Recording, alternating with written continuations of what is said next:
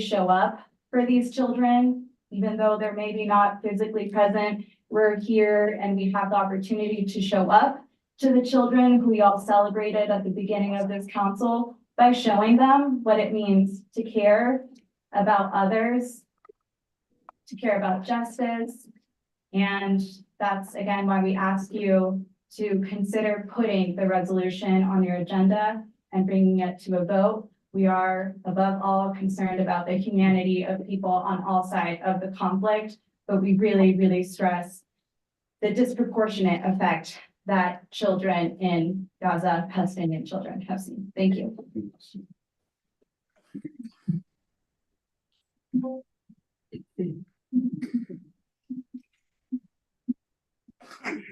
Put my readers on. Start with an introduction. Sorry about that. My name is Katrina Taves and I'm a resident of Carbondale. And I thank you so much for your time this evening.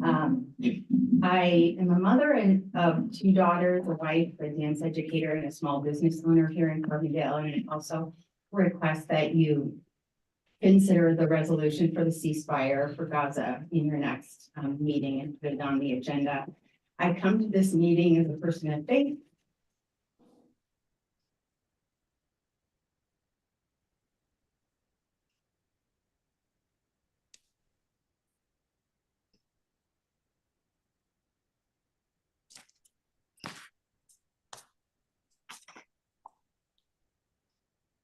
And as noted in the, excuse me, I'm sorry about that.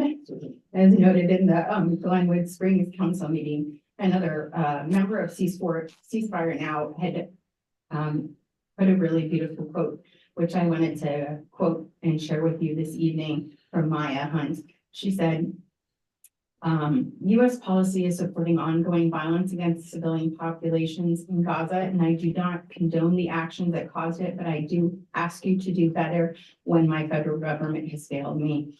And I stand before you feeling and knowing that I am complicit in this war and that my tax dollars are supporting this invasion and bomb making and killing of, has been mentioned, mostly children and women. And if we do think about the moral connection of where we are in this beautiful town that we live in, I think the connection is that we really want to do better in 2024. And I think that we can send more than bombs to Gaza and we can send aid, and we have to speak in this way. It feels like a paradigm shift to shift our democracy from the ground up as opposed to the top down. But as you have in the council supported our guests from Venezuela and other places who have come, you've tried to create a solution. And I thank you for that. And I think this is a similar issue in where the citizens are coming together and trying to create a solution. I did fly to DC to participate in an action that was calling for a ceasefire with a new nonprofit called Mennonite Action Network. And we went into the Cannon building as a part of our First Amendment rights to express our concern for this conflict and calling for an immediate ceasefire. And I joined because when I started learning more in depth about the situation and joined Zoom calls, our brothers and sisters in the West Bank, particularly, and I won't use his name, he was a doctor and who now is working for peace and justice and just life in the West Bank. And he said, as a white American, you have more power than I do, and I ask that you take an opportunity to lift our situation and fight into the world. Please don't let them turn their backs on us. And I say, not in our name. And I will say also that we can do better and we can send better things to our friends in the Middle East than bombs. And in closing, as we shared this in the Cannon Rotunda, I was able to sign as a part of it, and I'll just do that in my last couple seconds.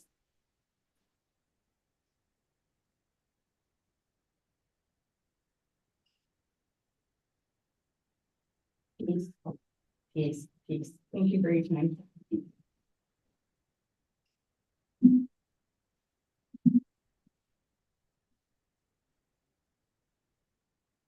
Hi there, my name's Seth Bontrager. I'm a resident here in Carbondale. Thanks for taking the time to hear us out today.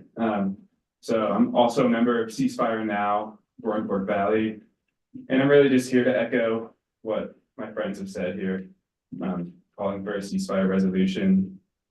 Numerous other local governments across the country have been doing this, adopting these ceasefire resolutions, including our friends down the road, Glenwood. So we hope you all will really consider this and join them in denouncing Israel's brutal attack on Gaza. So for 5 months, Israel has been bombing Gaza to rubble. So this has killed over 30,000 civilians, and over 12,000 of those are children. And I personally think those numbers speak for themselves to the scale of violence that's going on. And I know there's a sentiment among at least some members of the board that this issue is kind of beyond the purview of local government. And to that, I'd ask, who are we supposed to turn to when our state and our national governments are doing the wrong thing? When our national government is funding these atrocities? I don't believe that local government is powerless in this matter. You all do have a voice, and what you say matters. So please use it to amplify our calls for peace. Thank you. Thanks, sir.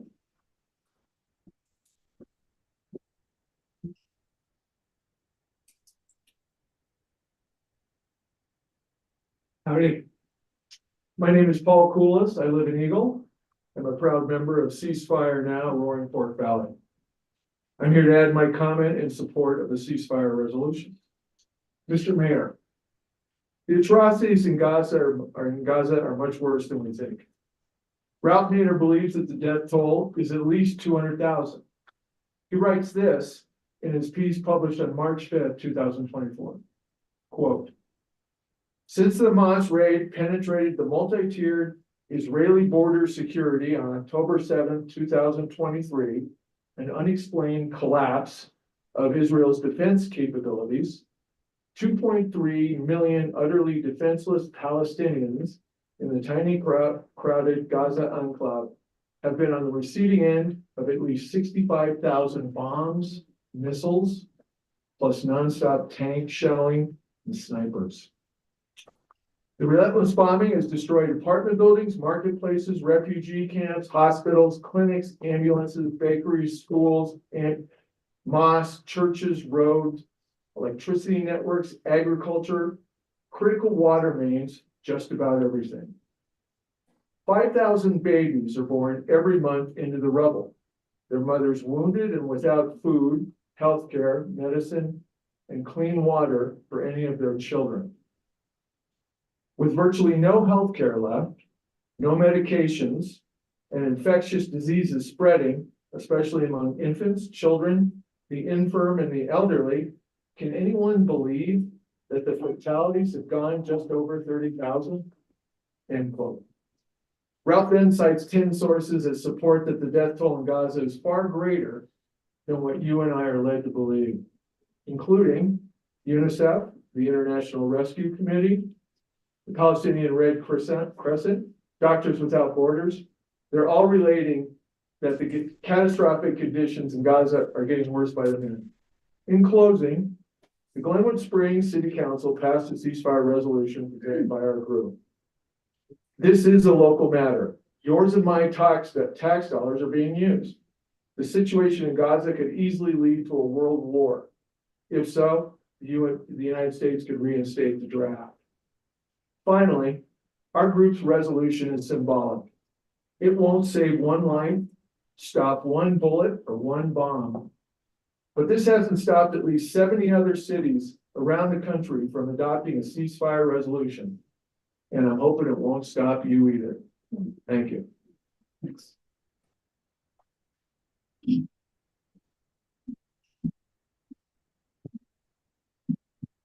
My name is Maya Hunt. I live in Glenwood, as Katrina mentioned, and I wanted to share a little bit of perspective from the town that has already passed the resolution.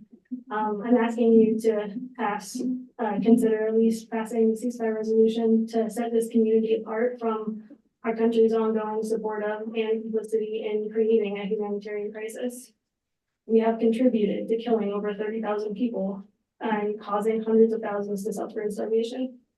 I don't know the specific story or statistic that will sway you most, but with over 2 million people trapped under siege without adequate water, food, shelter, clothing, medications, hygiene supplies, anesthesia for surgeries, surely you must know that there is an example that everyone in this room would find completely unacceptable, that you don't want to be complicit in. It has been 5 months and we're still letting it happen. Carbondale may not be able to stop this today, but you can stop letting it happen in our name. Your instinct may be to say that this is not a local issue, but we are here as locals because we don't have any other options. We have tried to stop this for 5 months and we can't, if we can't turn to our local government for help, how are we supposed to make the voices of our community matter? We're being ignored and silenced by our country's actions. We want and demand to live in a place with higher standards than calling the killing of children necessary. You are the only ones who can do that for us. You can't prevent our tax dollars from funding these atrocities, but you can represent us and resolve that this community demands the atrocities end.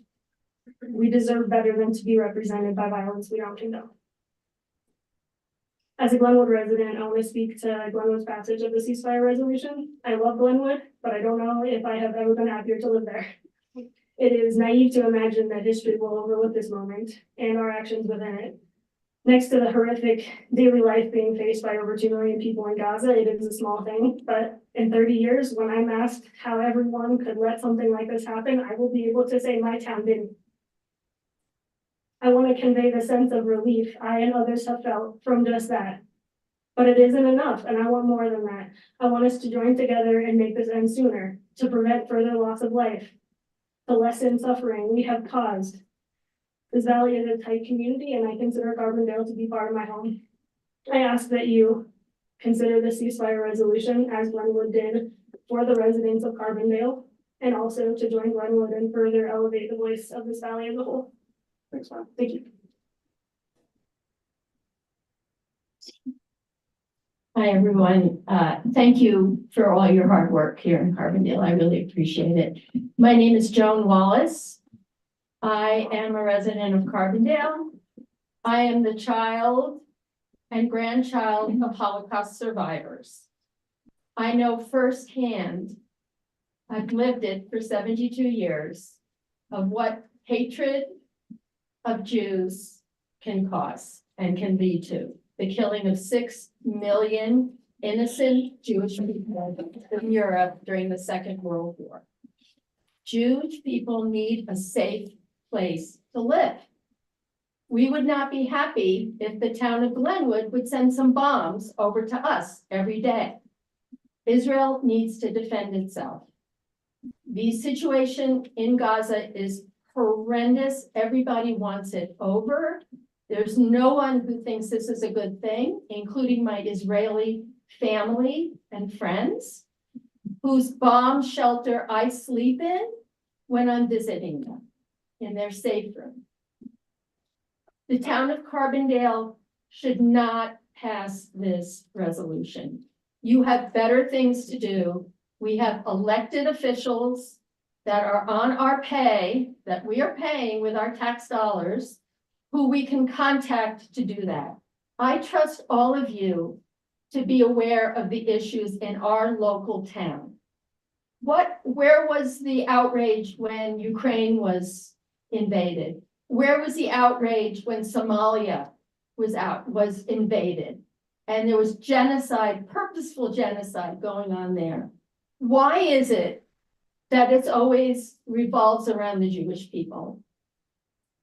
I don't know the answer to that. All I know is that my family was a victim of anti-Semitism, and my very well-meaning colleagues behind me, fellow citizens of Carbondale, really mean well.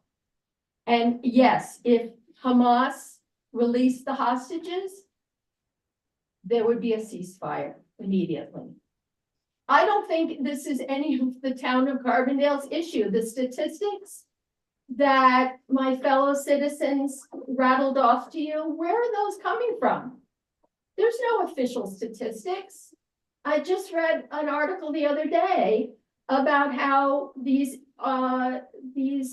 statistics have been inflated to Hamas's advantage to make us all feel bad for them. Anyway, I don't want to go into that. I don't want to argue who's suffered worse or anything like that. I'm asking you to spend your time on the matters of our wonderful little town. And as the 5 rabbis who live in the valley, their letter to the editor of the Glenwood, the Post Independent in Glenwood said that they really felt this resolution was misguided in Glenwood.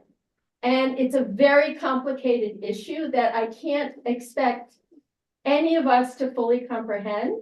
And yes, I'd like a ceasefire also, but bring the hostages home first. Thank you very much. Hi, my name is Jessica. I am a resident of Glenwood Springs. I'm gonna apologize for being not a Carbondale resident, taking up your time. But I am Jewish. And people both nationally and in this valley, including the letter to the editor that was just referenced, have thought to speak for me. And I have a deep problem with that. I too am the granddaughter of Holocaust and pogrom survivors. My mother lived in Israel. I have visited Israel and seen firsthand the apartheid that was there before October 7th. Jewish people do not deserve a settler colonialist ethno-state enacting violence in our name. Jewish people deserve to be safe anywhere we are in the world. The idea that we should need an escape plan or a backup plan in case the Holocaust were to happen again is not only misguided, but it's anti-Semitic.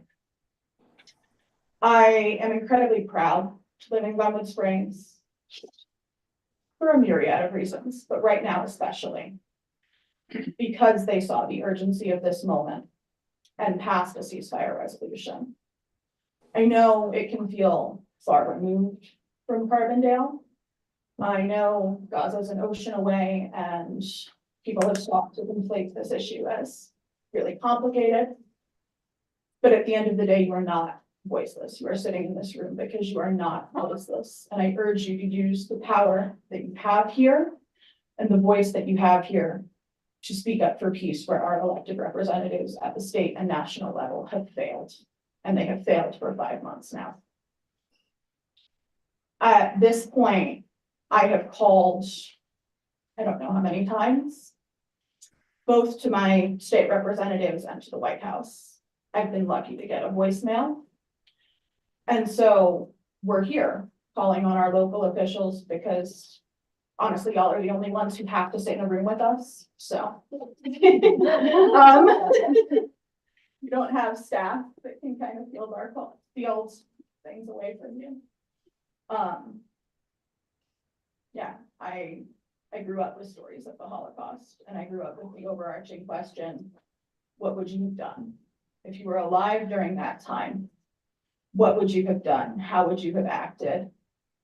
Because the majority of people were not in the Third Reich, and the majority of people were not Nazis.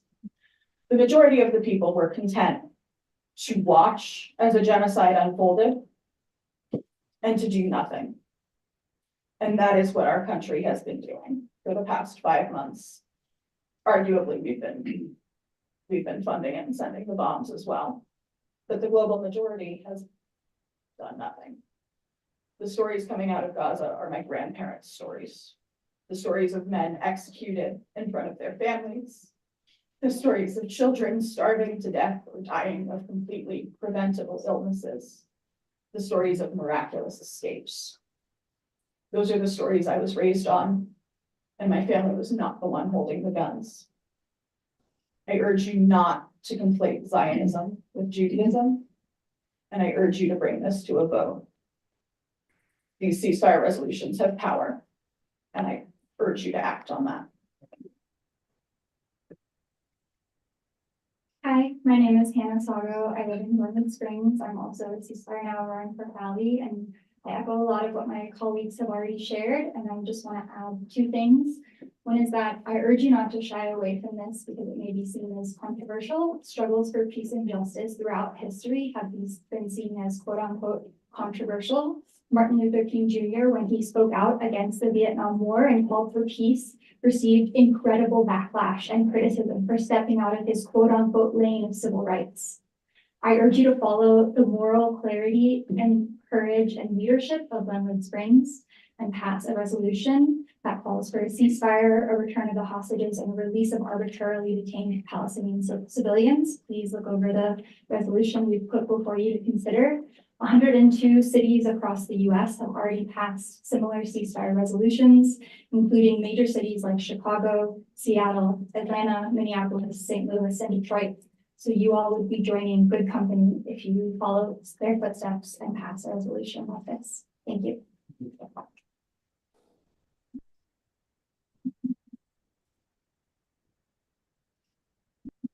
Hi, so my name is Nikki Delson. I live in Carbondale. I guess I should mention two affiliations that I think are important. I am the co-founder of the Down Valley Jewish Group. We have about 180 members that are mostly between Basalt and Carbondale. I don't stand here to represent the voice of an entire organization. I don't think anybody could do that. I'm also co-founder of HRM Carbondale. And again, I'm not speaking for our entire group. We only found out that this meeting was going to happen yesterday. So we did not have enough time to all speak together. I'm here to ask you to not bring this resolution to a vote. And I know that that's probably not going to happen today anyway. There's so many things in Carbondale that divide us.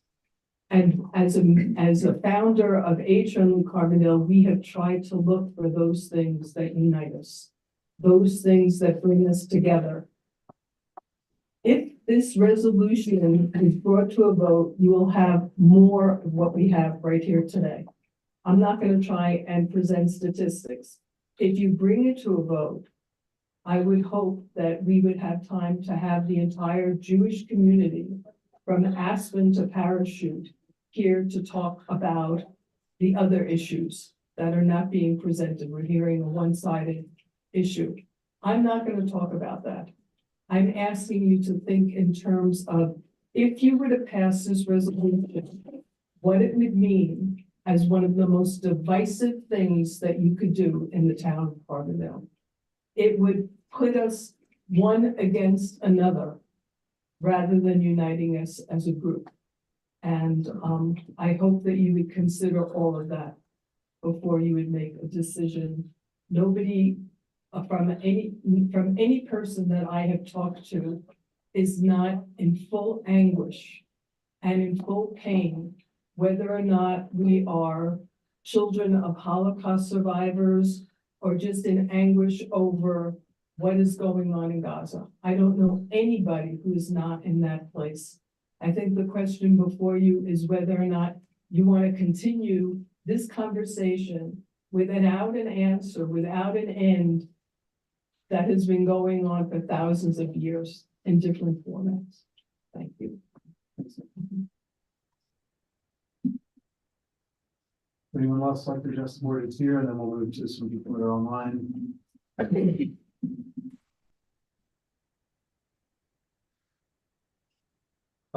name is Larry Letter, and I'm also a Carbondale resident. And this is really odd. I mean, everybody feels what's for the Palestinians. Nobody wants to see what's going on. Everybody would like to see a ceasefire and some type of a peaceful resolution to this conflict. It's not the place for the Carbondale City Council to address it. These things are very complicated issues. There's, the Israelis, in my opinion, I believe most of the opinion of most people, had a right to respond to the terrorist attack, which also was horrendous, where women were raped, where men were beheaded. I don't want to go into who's right and who's wrong. The suffering is horrendous. The council has better things to do, as was expressed before, than to take an opinion or to take a stand on this. I'm a child of the 70s. I don't believe that the voice of the individuals in this country is not heard at a national level. We changed the world back then. We changed the country. We got this country out of Vietnam. People, the national government will respond if people are organized and they want to put forth their energies to try to change things. And that's where the energy of this group, which is a very, very well-meaning group, should be addressed, not to this city council of Carbondale. I request that you do not put this on your agenda. You have better things to do than to take a stand on a national issue. And each member individually that feels like this is an important thing to get involved with this group and other groups, but I just don't feel it's the place for the town council to be involved.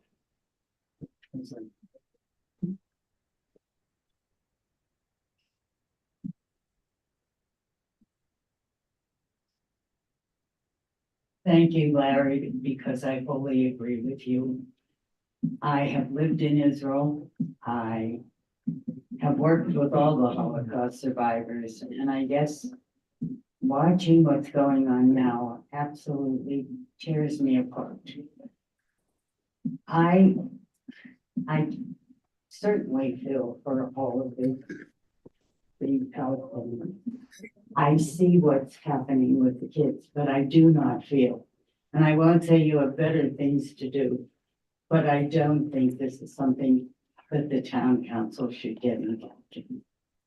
I think we fight for separation of church and state. We also fight for protection of our counties. And I think this will just erupt into something that we as a town really don't want to do that. Tell them your name. My name's Sandra Reed. Thanks, Sandy. Thank you so much.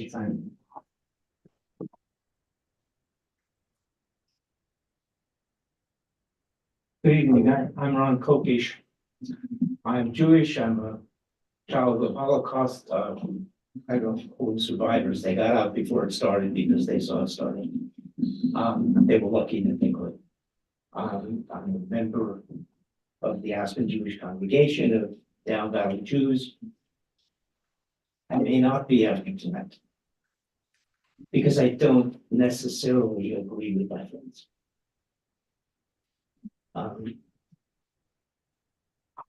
I hear in some of your presentations anti-Semitism. Ron, can you address your comments to me, please? This is not a discussion. I heard in some of their comments anti-Semitism. I don't think it's intentional. I think it's institutionalized. I think, you know, you're all aware of what institutional racism is, and we're all guilty of it at times. I'm not sure where I stand on this. And I don't like you to be in the position that you're in. I don't like you see all of you having to face the questions that are being put to you. I agree with Jessica that Israel is frankly an albatross around my neck. I think Jews would have been better off without it. But it's a fact of life. Something like 9 million Jews live there. It's not going away, and it has a right to defend itself. And it is defending itself. It's not a question of out of proportion retaliation. They're out to destroy Hamas unconditionally. I would remind you that the United States did the same thing in World War II. We gave the people who attacked us no quarter. We bombed the heck out of Germany and Austria, killed countless people, many more than Israel has killed, because we went only for unconditional surrender. We created a situation in Europe where some millions of people starved to death after World War II.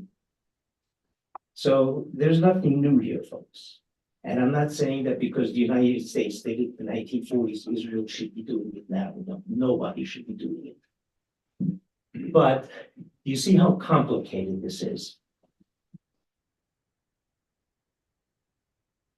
If you want to put this on the agenda, I would ask that you leave a lot of time for discussion. Because it's been discussed for hundreds of years. And I don't know. But on the other hand, I also want to point out, something else Jessica said that. Ron, you're right about it, 3 minutes. Okay, well, let me finish this one thing that she said that it may not be town council business, but it's everybody's business. All people of good faith, it's their business. And I think that's what you're faced with. Sure, of course, this isn't local business, but isn't it everybody's business? I don't know. Good luck with it. Thank you. Okay, maybe we can go to some people. Just one more and I'll make it short, please. My name is Daniel Ferguson. I've lived here in the Valley half my life, and the previous half of my life I've been in Israel, including in Gaza. And I want to point out that for this forum to discuss the matter, there would have to be a lot of fact checking, because I heard here a lot of loose terms thrown around, like genocide and like apartheid, and the numbers are fictitious. Numbers that are coming out of Hamas are quoted as if they're facts. Someone said 30,000 civilians were killed. The war is atrocious. I've been in it. It is horrific. And Israel did not invite it upon itself. Israel was attacked. No one mentioned here how many women, maybe it was mentioned, were raped, burned, babies were put in the oven with a pitchfork, and the oven was turned on. That kind of atrocity was going on. And another term that was used is proportionality. What did Israel have to do the day after 600 women were raped? Was Israel, in terms of equality and proportion, supposed to rape 600 women on the other side? It's ridiculous to even think. So from the 30,000, 12,000, I believe, were actually terrorists, the same kind of terrorists that attacked us on 9/11. And I want you to know that Israel is at the forefront. Where Israel is, it is the frontier. It is stopping fanaticism and hatred from reaching our shores. I can, in a separate discussion, explain it, but we don't have the time. What I do want to say is that I'm calling on this not to continue, because there would have to be so much fact checking to even discuss it. It is a big issue, and it is not, I don't believe the issue can be discussed here, because I believe there's so much that we're fed from media, which is many times slanted, and almost 99% of the people here haven't been on the ground, don't know what's going on. It is so biased that there isn't even a chance that justice will come out of a resolution here. So I urge everyone here to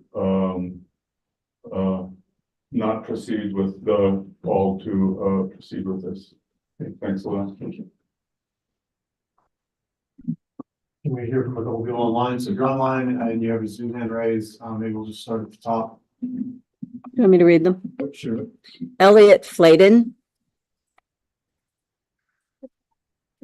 And same rules online as here. Address your comments to me, the mayor, and I'll start a timer for 3 minutes. Hi, can you hear me now? Okay, thank you. Thank you very much. My name's Elliot Flayden. I'm calling in from Superior, Colorado, and I'm here calling in because I'm opposed the ceasefire resolution. Elliot, hold What? on.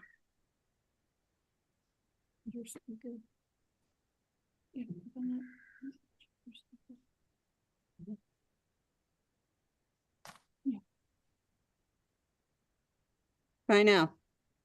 Okay, can you hear me now? Can you hear me? Can you hear me? Hello? I don't know, hearing him though. Can you hear me? Hold on for a second. Can you hear me now? Can you hear me? Hello? Hello? There we go. Yeah, sorry about that. Let me turn off my Bluetooth. I think my headset malfunctioned, and let me know when to begin. It was us. You're good. It's us. You're good now. Okay, Elliot Flayton from Superior, Colorado, and I'm here to talk in opposition to the ceasefire resolution being considered for a simple reason. It leaves Hamas in power to conduct another genocidal attack like it did on October 7th, and it has promised to do again. Now, I don't say this lightly. The people that you've heard from tonight and the people that you're going to hear from that oppose this ceasefire resolution are not doing this because we like war. We're not speaking against it for that reason. We don't like war. We want peace. But unfortunately, it's a sad reality of the nature of nations that sometimes your actions that you do because you want peace actually encourage war. And leaving an organization like Hamas in power would do just that. Remember, Hamas is declared by the United States government to be a terrorist organization. It has taken billions of dollars in international aid intended to develop the economy of Gaza and redirected it over the decades to build an infrastructure of tunnels so that it could launch a successful and unexpected surprise attack on Israel. A surprise attack that its own leadership has since said it will repeat again and again. Now, you heard me mention the term genocidal. I don't use that term lightly either. Genocide is a specific intent offense. It's not merely that civilians die, or it's not a comparison to how many civilians die. It's that you have to kill the civilian population with the specific intent of wiping it out. That is precisely what Hamas did on October 7th and what it has promised to do again. But it's not what Israel is doing. Israel, if there's articles on this, before it launches military activities, it uses its Mossad to look up the phone numbers of the people who live in a building so that it can get them to evacuate. It announces its invasion plans in advance, such as the upcoming invasion of Rafah, or back at the beginning of this war, what it was going to do, what it was going to come into the north. You wouldn't be doing these activities to get civilians to leave if you intended to kill the civilians. That on its face demonstrates that it's not a genocide because Israel lacks the intent. But when you look at the statistics, it's even more clear. The UN has said that in wars like this one, that there should be 9 civilians dead for every 1 soldier combatant killed. The stats I've seen is that for every civilian, it's like 1.52 to 2.5 civilians killed for every combatant in this war. That's better ratio than what we did as the United States in Iraq. So in closing, I urge this council to do what Fort Collins did, to do what Denver, Aurora, and Boulder have done, what every other city except Glenwood Springs has done in this state, to reject this resolution that would leave the genocidal entity Hamas in power. Because if you want peace, you cannot leave Hamas in power. Thank you. Elise Mordos. Go ahead. Hi, can you hear me now? Yeah. Great. Okay, thank you. I'm Elise Mordos. I live in Boulder, Colorado, and I got wind of what was happening tonight, and I was urged to speak because I'm also strongly opposed to you guys taking on a ceasefire resolution. I saw what happened here in Boulder when it was considered, and it was complete chaos at our city councils to the point that they are now virtual. I also want to highlight that this that some of the data that they're sharing actually is misconstrued. I think most Americans, I guess if you ask 100 Americans, 100 of them will say they support a ceasefire, but that's not the right question. The right question is what kind of ceasefire? Okay, they provide you in the ceasefire resolution that they presented with you, they're going to quote data for progress because I know because there's a toolkit online and I've read them. Okay, so I know exactly where all this information is coming from. That asks if people support a ceasefire. That's true, but that's not the right question. The right question is what kind of ceasefire? If you look at the Cap Harris data, which has produced monthly data December, January, February, you'll see that most Americans, 67%, support a ceasefire in which all Israeli hostages are released and Hamas is exiled for the reasons that we've already been discussed in this meeting. That is an important part that is missing from all of these ceasefire resolutions that I've seen passed in every single city council that has taken this on in the United States, which is why I oppose them, because they do not have those two requirements. If you look along the Front Range in Colorado here, you'll see that they have been inundated with this nonsense, okay? And all of these ceasefires have failed partially because of exactly what I'm talking about. It also happened in Durango. It's happened all over. And that's also why the response that you saw from the Jewish community in Chicago was so strongly against when they passed it, because these elements are not present. I'd also like to add that over 80% of Americans support Israel, according to Cap Harris data. That also hasn't changed. That's looking at February data point. It was the same in December, same in January. Americans support Israel, and the reason is because it's one of our allies, okay? We don't support terrorism in this country. It's pretty simple. I'd like to, I don't know how much time I have left, but I thank you for your time. Thank you. Thank you, Elisa. Thanks. Thank you. And I actually asked for others that are online, please, we've spent about an hour on this. I think we're pretty clear on the perspectives. If you have something new to share that hasn't been shared, please share it with us. If you're a local resident to the Roaring Fork Valley, I don't think we need to hear from other people from the Front Range on this issue right now. We're going to finish with who's online, and you may. Does anybody? Go ahead, Arn.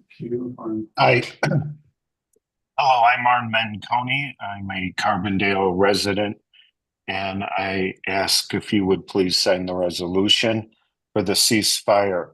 I'd like you to do that in support of what President Biden and Vice President Harris has said. They have called for a ceasefire.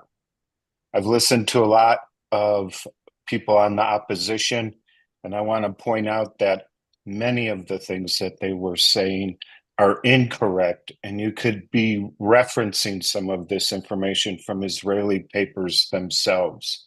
You can look at what academics have said. You could look at what international attorneys have said. The International Justice Court called this a plausible genocide. I don't think it's that complicated. I've worked with academics on this. I was a county commissioner, and when I was a county commissioner, this is how this looks to me. After 9/11, a resolution was sent to all counties in the United States asking us to sign off on a resolution to support George Bush and give him full powers in the war in Afghanistan. To my knowledge, I was the only one who said I would not sign that resolution, and consequently, there was a recall attempt on me. 20-some years later, trillions of dollars spent, millions of people have lost their lives in the Middle East. We have to send what many of the people who are in favor of this ceasefire are saying is, we have tried everything else. We have called our representatives. We have called the newspapers. And we can't sit back and watch something that is as simple as saying there are moral laws and there are international laws, and both are being broken. We're not talking about trying to write a resolution in Somalia, because it wasn't our government that was giving Israel, or giving Somalia rather, $4 billion a year, supporting them with weapons. So it doesn't matter whether or not you sign the resolution, because most of Gaza has been razed and they're going into the settlement. This is Bibi Netanyahu's war, a man who is trying to stay out of jail. And I think what all people have to ask themselves is the question, what would you have done during the slave era? how would you have stood up for the civil rights era? We know that the Vietnam War was a lie. The statistics that these people were quoting are underestimated because Hamas doesn't want to show how many people have actually been killed. Thanks. All right, Again. you're at 3 minutes. Thank you. We have Thank one you. more in line, Ben. Rainbow? Thank you. Can you hear me? Yep. Awesome. Thank you. Sorry, I can't figure out how to turn my camera on, but Tell us your name and where you live and your comments, please. so my name is Marav, and I actually live on the Front Range. I wanted to weigh in because this issue came up in our city council meeting as well, and it really blindsided us. And we had to respond really quickly to it. I can tell that you guys are being blindsided in the same way, just like city councils across the country right now are being blindsided. This is such a divisive issue, and it is such a complicated issue. And there are so many facts that I've been sitting here listening to that are so misconstrued. I urge you to not call for a ceasefire resolution. I strongly oppose it. And I don't think you guys want to get into this situation in your peaceful town. It does nothing but drive and become divisive between members of your own community. It is absolutely hardest on the Jewish community. There's no question about it. Israel has a right to defend itself against a terror organization. All the members so far in this meeting who have spoken in favor of a ceasefire resolution, not one of them has mentioned Hamas. Not one of them has mentioned why Israel is defending itself. The numbers seem like they're unproportional because they are. It's true. Because Hamas has been hiding behind its civilians. Hamas's plan was to have a huge civilian casualty. Israel still is doing everything they can to keep civilian casualties at a minimum. It's the lowest civilian casualty in any war in history right now. It is so important that you would educate yourself on the 76-year history of the state of Israel in order to be qualified to vote on such a thing. It is not something you should be wasting your time on. I'm sure there are plenty of local issues that you should be attending to that are not halfway across the world. I understand that everybody's heart wants a ceasefire resolution. It's true. Everybody wants a ceasefire. A ceasefire cannot happen until Hamas is out of control. It cannot happen because Israel is literally fighting for its existence. I urge you. I'm sorry, yes? Yeah, you're at 3 minutes. Thank you. Thank you for. We have one more comment in the room.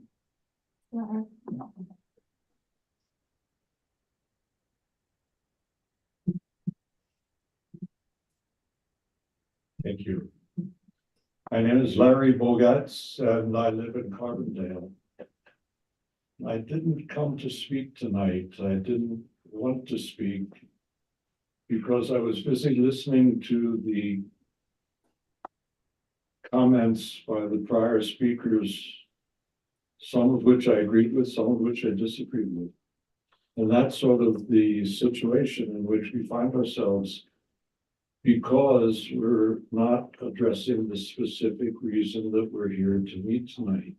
And that is whether or not you should be bringing onto your agenda a discussion of things which are so complex, so historical, so painful, that there's no way in which a logical administrative decision can be made. I'm 86 years old. I was born into the Holocaust. Fortunately, my family was here, but the passion and the pain that I feel is what I have lived with all of my life, and what many Jews, maybe all Jews, have lived with if they've had this experience, because it's so terrible, you can't get rid of it, and it colors everything else that you think. this is a topic worth discussing, but not here, not by this group. There's so much complexity. I urge you, please, don't bring it up on your agenda either for tonight or for the next one. That's all. Thank you. Thank you, Eric. You can just sign in there, please. Yes. Is this the only time for public comment on any of the action items? No, the action items have comment on the action items. This is for anything not on our agenda. Thanks. Anybody else want to comment on anything not on our agenda? Okay, so our practice for adding items to an agenda that would not be for tonight is that 3 trustees have to speak in favor of adding something to the agenda. I do not think right now is the time for any of us to weigh in on our feelings about this crisis that we've been hearing about. But I do think it's reasonable to see if there's 3 people who might add it to the agenda. I do not. Anybody like to add this to an upcoming agenda? And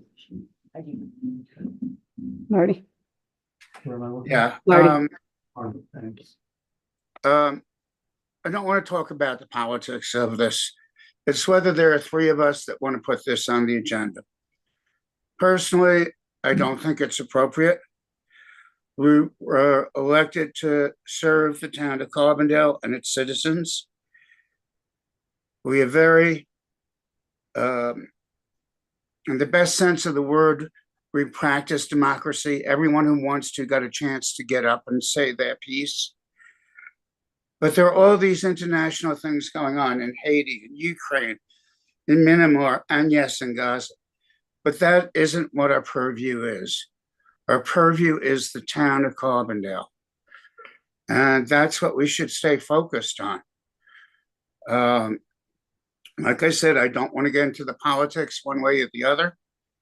I just think this is something that we should not spend our time putting on the agenda and having another hour, 2-hour discussion and then a debate. I think we have other things we need to do that immediately affect the citizens of Carbondale, including the Venezuelans, including the new pool, including all sorts of things. So personally, I would not vote to put this on the agenda. Thanks, Marty. I'm not hearing you support the agenda, Chris. I'll just say I'm personally very sympathetic to the resolution brought before us. But having seen the level of divisiveness that it has brought in the chamber and the amount of time that we've had to devote to it, I can appreciate how it really will make our jobs very difficult in terms of trying to solve a lot of local problems. We have a huge number of issues on our agenda tonight, and I don't know that it'll make any meaningful difference in an international discussion. But I do thank everyone for coming to us, and I do think that I'm glad that we do have these kinds of forums and people can make their voices and speak to us, and I appreciate it. Thanks, Chris. Any other comments? Okay. So I don't see support for putting on the agenda, but I think we would all echo Chris's and Marty's comments that we really appreciate everybody's passion for these issues and their engagement and advocacy for what you think is right. And that we do serve as a public forum for people to express their opinions. And then we can all take individual actions. Okay. Some more public comment, and we will move on to the next item on our agenda, which is trustee comments. You're all welcome to stay. You're also welcome to go. Yeah. Trustee comments, shifting gears here. Any quick updates since our last meeting weeks ago?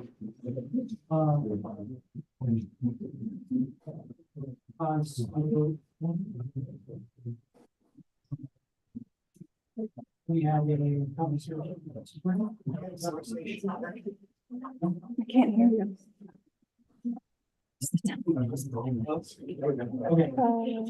had a conversation at Ordinance a little bit of Alaska with our governor's, chief of staff and his, state. Second, can everybody please, if you'd like to have conversations, please have them somewhere else. We have a meeting, so it's conducted about 3 hours of items on our agenda. Thank you. Heads of DOLA, Office of Americans, and especially in regard to, the newcomers. It was a good conversation. The state is as frustrated, by the situation as we are, especially with our federal inaction on this topic. I think we got a promise to work with, the governor's office, in ongoing way to figure out what our next steps are. The state has no next steps. Denver has no next steps in regards to newcomers coming, into Colorado or our community. It was a good conversation. Lauren, Rob, and I also had a conversation with Pickton County. Lindsay Maish and John Peacock. Lindsay himself, services surrounds the manager. I think it was a fruitful conversation. As usual, it didn't go as quick as I would have wanted it to go in terms of making decisions, but I think it's a good conversation, and we've shared the draft MOU to them. And we're hopefully we can have a follow-up conversation with them and Eagle, and hopefully have some conversations with other jurisdictions about next steps and how do we have much more of a regional response to newcomers. So baby steps, but at least we're taking them. Thanks, Paul. Any other trustee updates? I'll just real quick, the Glenwood Detox Center on County Resort delay. And it's opening because of final inspection scheduling, so the new date with ribbon cutting has been tentatively calendared for May 8th. But we'll be meeting beforehand, so I'll keep us updated after that. Thank you. Thanks. Marty, any updates? No. Okay, thank you. Anything else?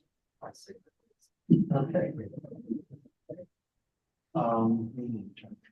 Keep going then. Attorney, any updates? Okay. Town manager.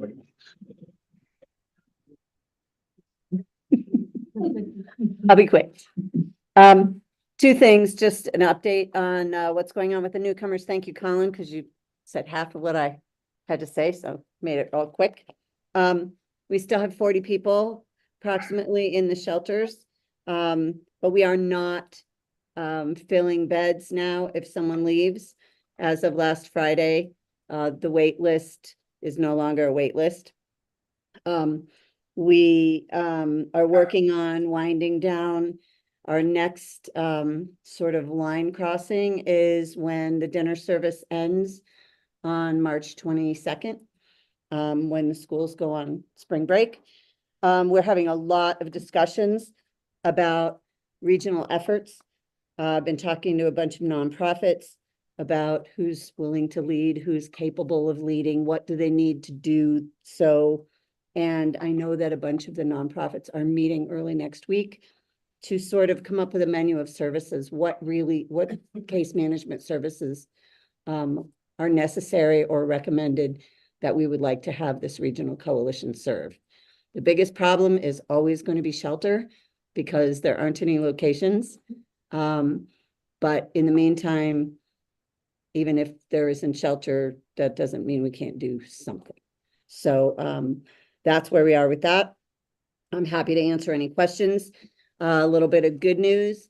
We have been applying for grants right and left, as you saw on our last meeting when we asked you to approve 3 resolutions to go after grants.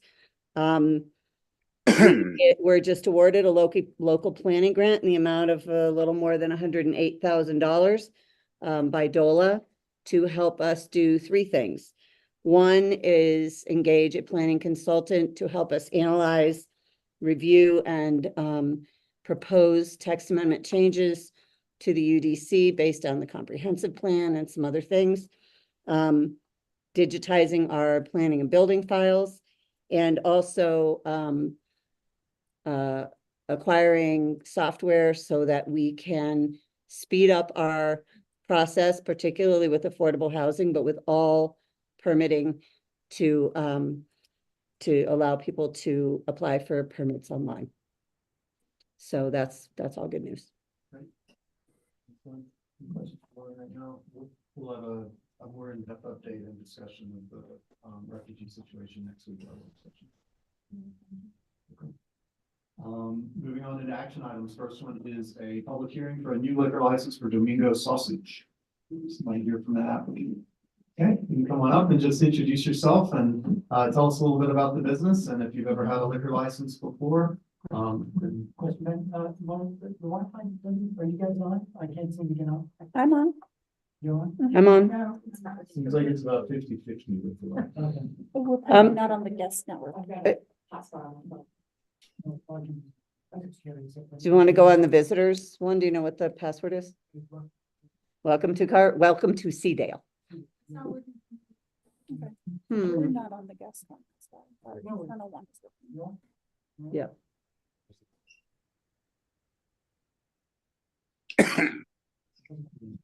Okay. Sorry for the delay. That's okay.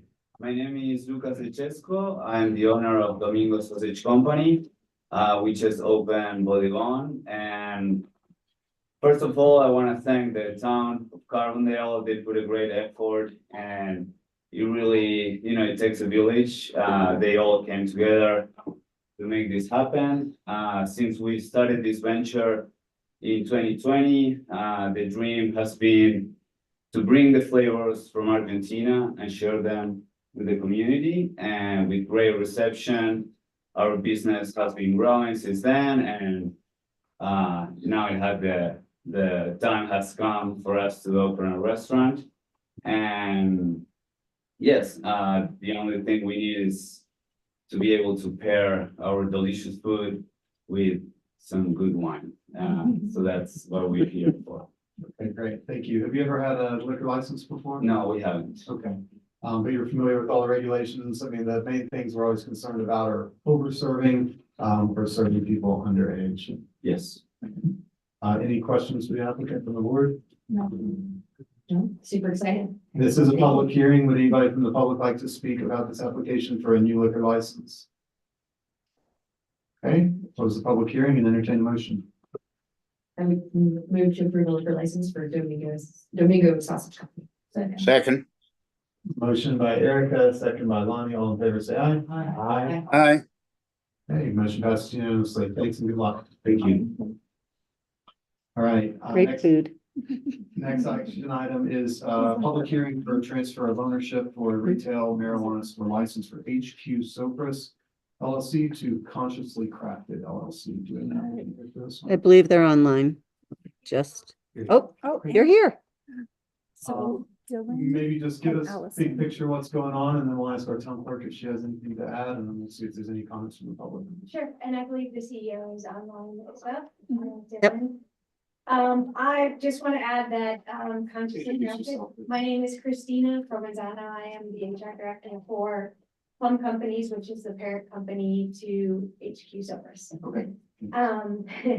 I am here just to provide you some information on Consciously Crafted, which is a known cannabis company on the Front Range, very well respected and qualified to own and operate cannabis retail here in the town of Carbondale.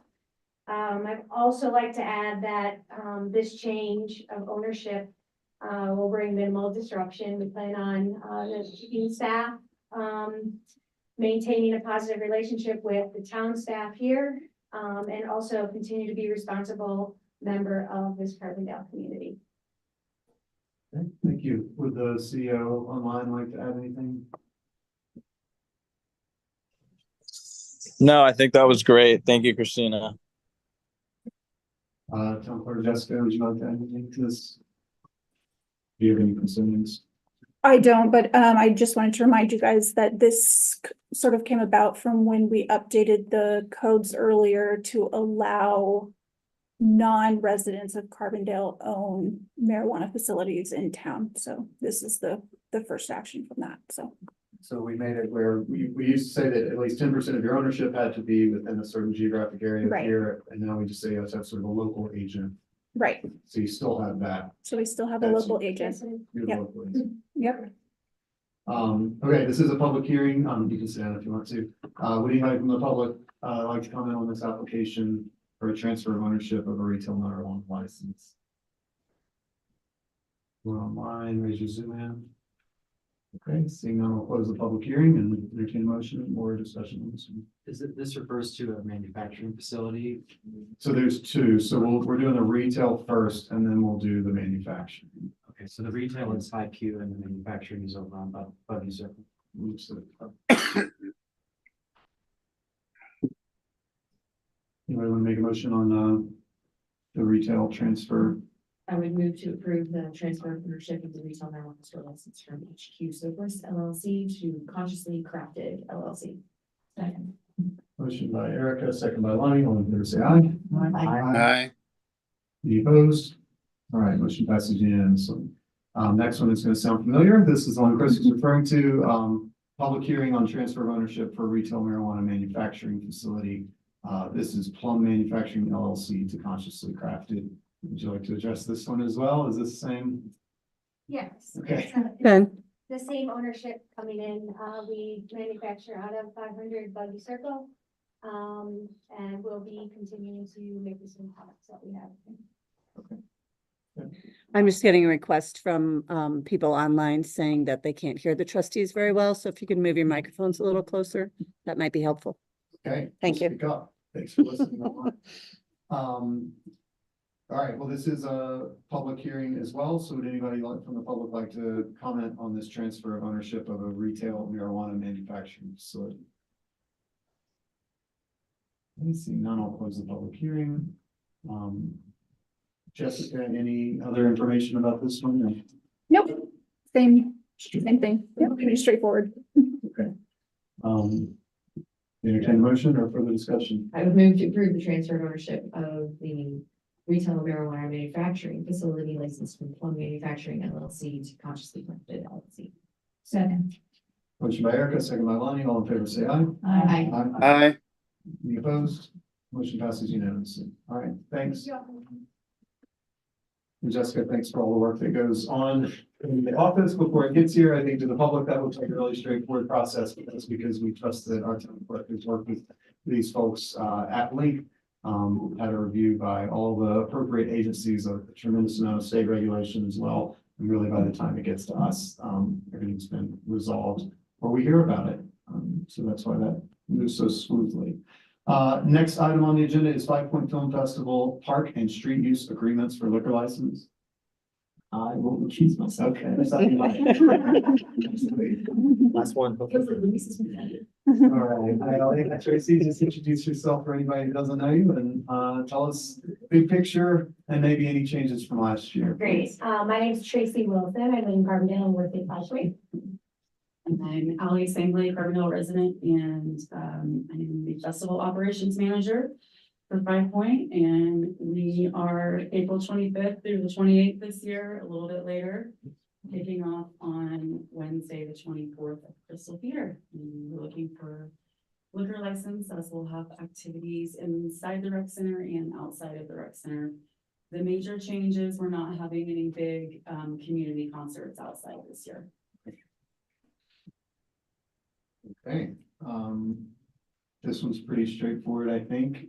Jessica, any comments working with the applicant or any things that we should talk about it in more depth here? No, this is all very straightforward, similar to last year. There's no big community concerts, so the perimeter is obviously very different, but smaller, less days. So I think everything's good to go. Okay, and I guess this will be your second year under the new security agreements where we've got private hired security as well as some volunteers, and that works. Yeah, we just worked with Margaret and Eric last Friday to turn in all of our paperwork with our volunteer ratio so that we can work with ACE security through the rec center. And we do have a volunteer fleet that's very seasoned in 5 Point. Kind of the same people every year that kind of come back for the security route. Great. Any questions from the board? No. Someone's gonna make a motion. Move to approve. I'm not on it. Second. To approve the liquor license for 5 Point Film Festival, April 23rd through the 28th, with the times noted in the packet. Second. And that includes the street use agreements. And the street use agreements, yes. Motion by Eric, we're gonna give Marty the second on that one. It's been a little delay. Thank you. All in favor, say aye. Aye. Aye. Aye. Aye. All right, any opposed? Okay, motion passes unanimously, and please let the record reflect that trustee Luis Llanes recused himself and did not vote on the motion. Noted. All right, Thank you so much. thanks very much. Tickets on sale today, 5 Point Club. Yes, Awesome. and volunteer, anyone feels that. Okay. All right, this one should be interesting. This is a new topic for us. It's an appeal of a staff determination to prohibit a short-term rental license for 2024 at 405 Delores Way. I see Morgan Williams is here. You want to join us? Either place is fine. We'll start with kind of a staff overview. And then we'll hear from Morgan, who owns the property and had his license revoked. And then this is really an appeal to the board, so it's going to be a decision for us to make. So go ahead, Jared, maybe give us an overview of kind of how we got here. Yeah, so I'll give you guys a brief summary. So as outlined in the staff memorandum, the property was issued with a permit and short-term rental license in 2022. And kind of note, that building permit and CO limited the loft area of the unit to storage only and didn't permit that space to be habitable. The town received a complaint on the property, which initiated some review of the short-term rental license. We looked at the Airbnb advertisement, and we noticed that the unit was being advertised as a 2-bedroom unit, which was in violation and contradicted the short-term rental license that was existing for the property.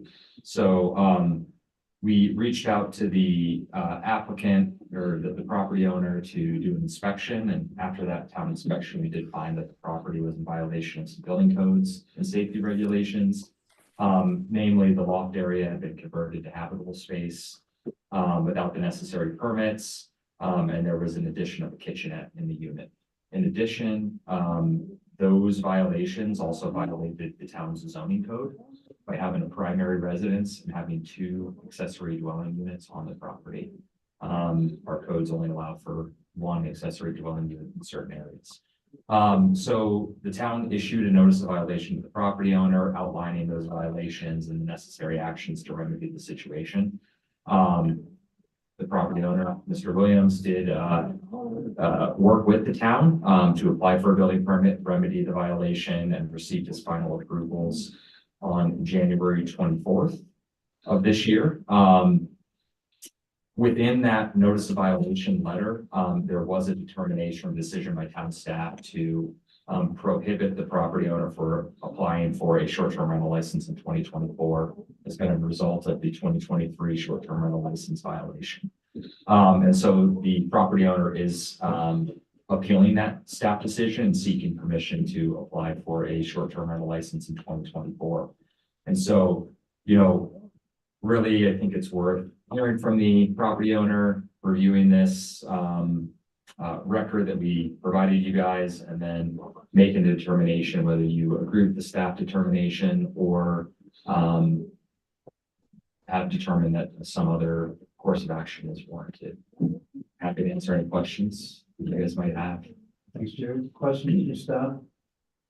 It's important that we really understand the details of this and sort of how we got here. So if you have any questions, now is a great time to ask. Go ahead. Can you clarify on,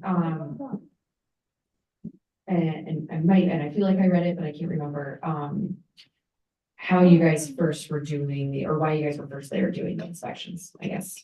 Because I thought I saw something that was a complaint, but then, okay. So we did receive a complaint about the short-term rental, and that kind of got us to review the advertisement on Airbnb and after reviewing the photographs of the unit, what was being advertised, kind of raised the red flag that was contradictory to the short-term rental license, and it kicked off the series of in-person inspections. Can I ask a question too? Not really. Other questions for staff? No, so there were multiple violations that were uncovered after you had your first inspection or follow-up on the complaint. Right, so, okay, and it's based on the multiple violations. Have they all been resolved at this point? Yes, all of the violations have been resolved. Okay, all right, thank you. So do we have, Your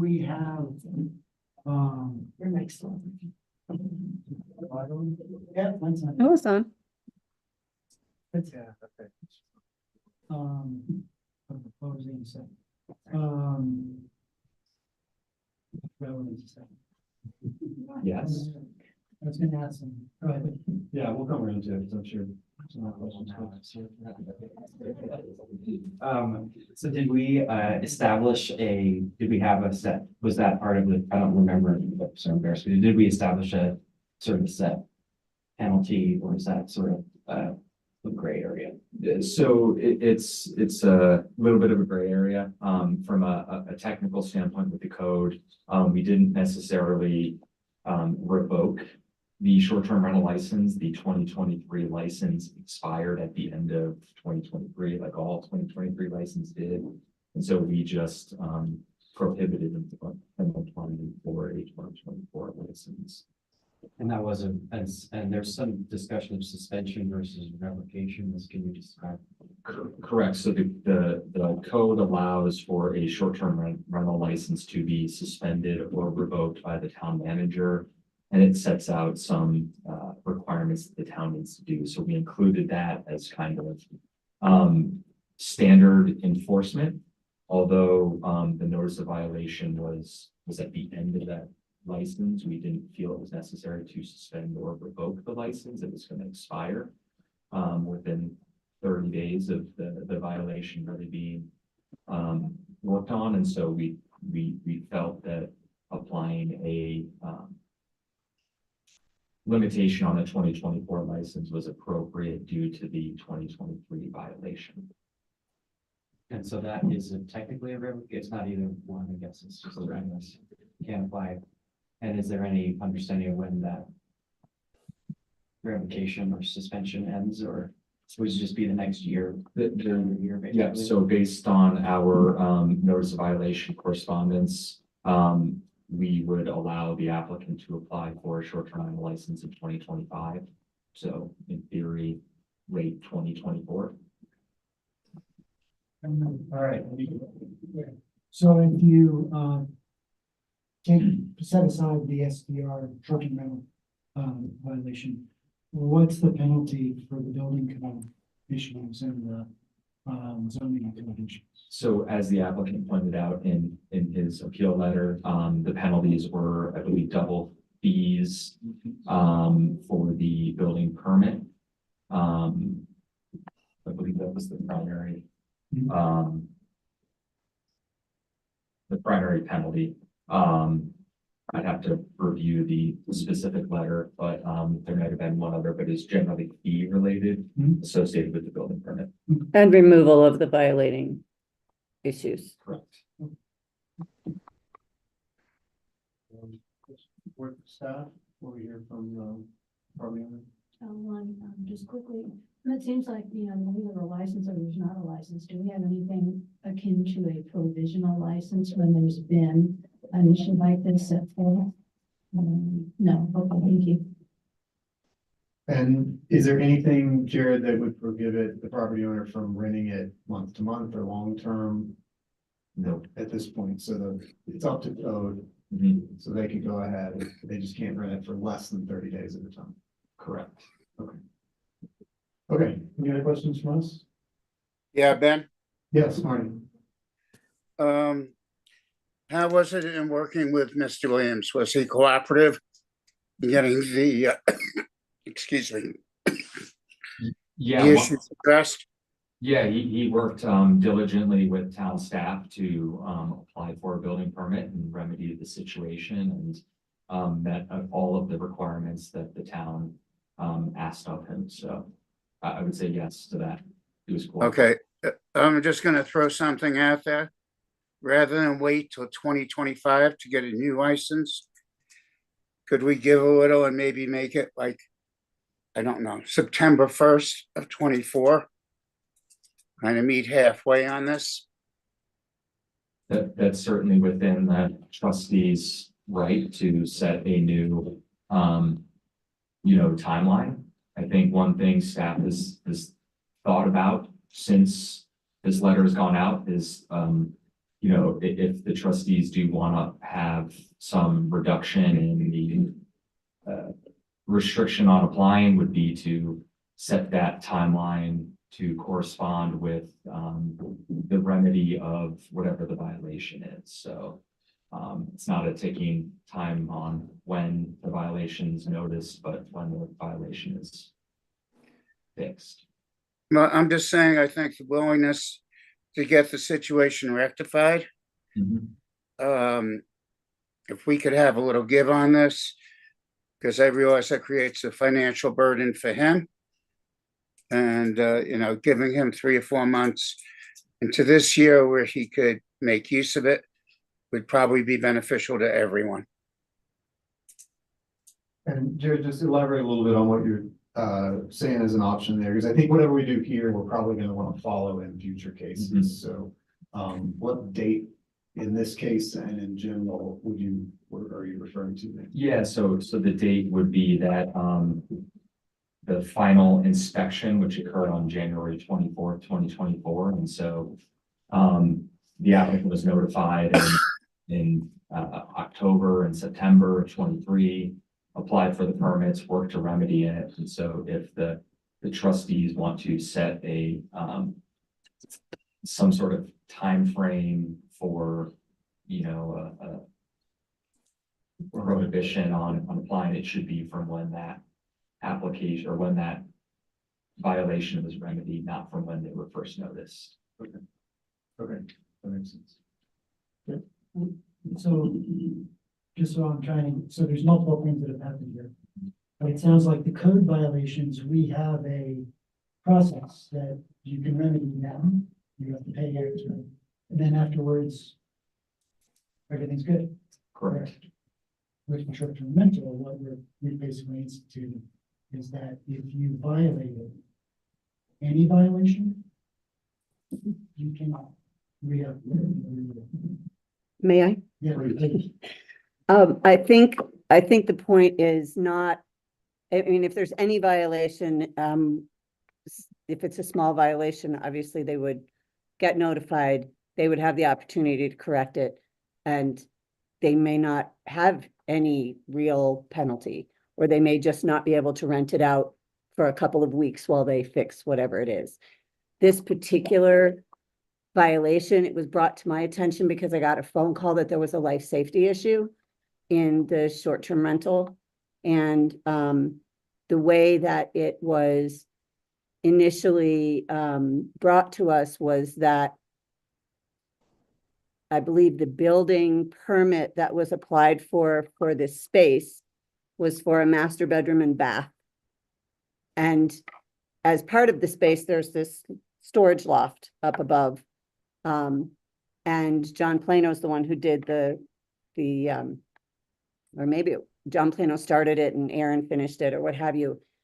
But in a letter and all over the CO, it says not for habitable use for the storage loft. And in the pictures of the short-term rental, there were 2 twin beds and a television up there, and the property owner had built a ladder going up there. So we felt that this was pretty egregious because it was a life safety issue. The ordinance itself allows, if Mr. Williams had applied for a 2024 short-term rental license, allows the town clerk to decline that or to deny it based on a violation or a revocation from the previous year. So we felt that this was a little bit of an extreme situation. There was an illegal kitchen, there was some life safety issues, as opposed to just being, you know, there was some glitch on the application and it needed to be corrected or what have you. Any other questions for staff right now? Okay, Morgan, you wanna, tell us a little bit your perspective on this and why you applied for an appeal? It's our first time dealing with this, which is why we're asking a lot of questions. Our regulations are about 2 years in right now. So we're kind of learning as we go and appreciate your working with staff to try to rectify the issue. Yeah, thank you. I mean, it's been pretty seamless working with the town. It's been easy for me. I had a bunch of things I want to say, but I kind of primarily just want to address what the town employees have said. But you know, this is hard to be in front of my community to kind of admit fault, and I have admitted fault. I did mess up. I was a serious and still am in a tight financial spot. I think 3 years ago, had I had a building code violation, I wouldn't have had my short-term rental license held hostage, which for a year could amount per income for me, $40,000 potentially. And so that's a really huge fine and on me in this town with the new property taxes, inflation, and everything else. And other challenges I had through the building process. If you think I messed up here, you should see how I built my house. I had a lot of mess ups because I was building it. I'm not a contractor. I just do it all myself. So I did make some mistakes along the way. I'd like to say I also wasn't managing the space. I hired a company to manage the space. A couple things, you know, I just think this punishment seems a little arbitrary and capricious because even last week I was looking at a bunch of Airbnbs in Carbondale with wet bars. I don't know if they're legal or not.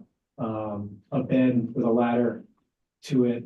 And so it just seems like I've been, you know, kind of picked out and punished. And it's not that way probably, but this is kind of how it feels, especially when I go around and look at just local listings. And then, what else? I think at the time I was contacted, there were 3-4 other people contacted too with notice violations. I think I'm the only one who came forward to address them. And so I don't know, and for what that's worth, I don't know, maybe.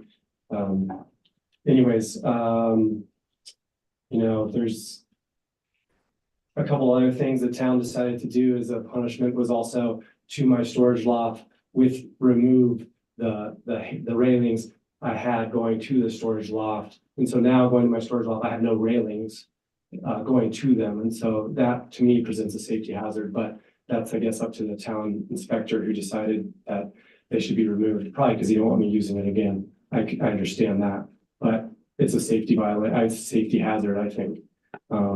But I complied and I'm fine with that. We'll make it work. I just want to address a couple things. The complaint I heard from the building inspector was that the town had hired some people to look at short-term rentals. Is that not what happened? No, we have hired a company to manage or help manage licenses and work on enforcement issues. Okay, so the town had hired people to look at short-term rentals? We have done that, but that's separate from the complaint that I got was from a Carbondale resident who had been in your space and was concerned. Okay, thank you. And then Jared mentioned it's an ADU. I already do have an ADU that I rent out to a local. And so this is a bedroom in my home. It's not an ADU. And he also mentioned, Jared mentioned it was a kitchenette that I built. It's a wet bar, according to the standards. So it's not a kitchenette, there's no oven, so it's a sink. So there was a hot plate there, and so that's been removed, and a toaster oven. So those things have been removed, and anything else, any other cooking appliance. You know, I mean, but when I'm looking online on Airbnbs, I see microwaves and hot plates, and so that's just kind of what I see. And so that's what I was doing too. Yeah, whatever, there's different rules. And I guess lastly, there was mention I put the ladder in afterward.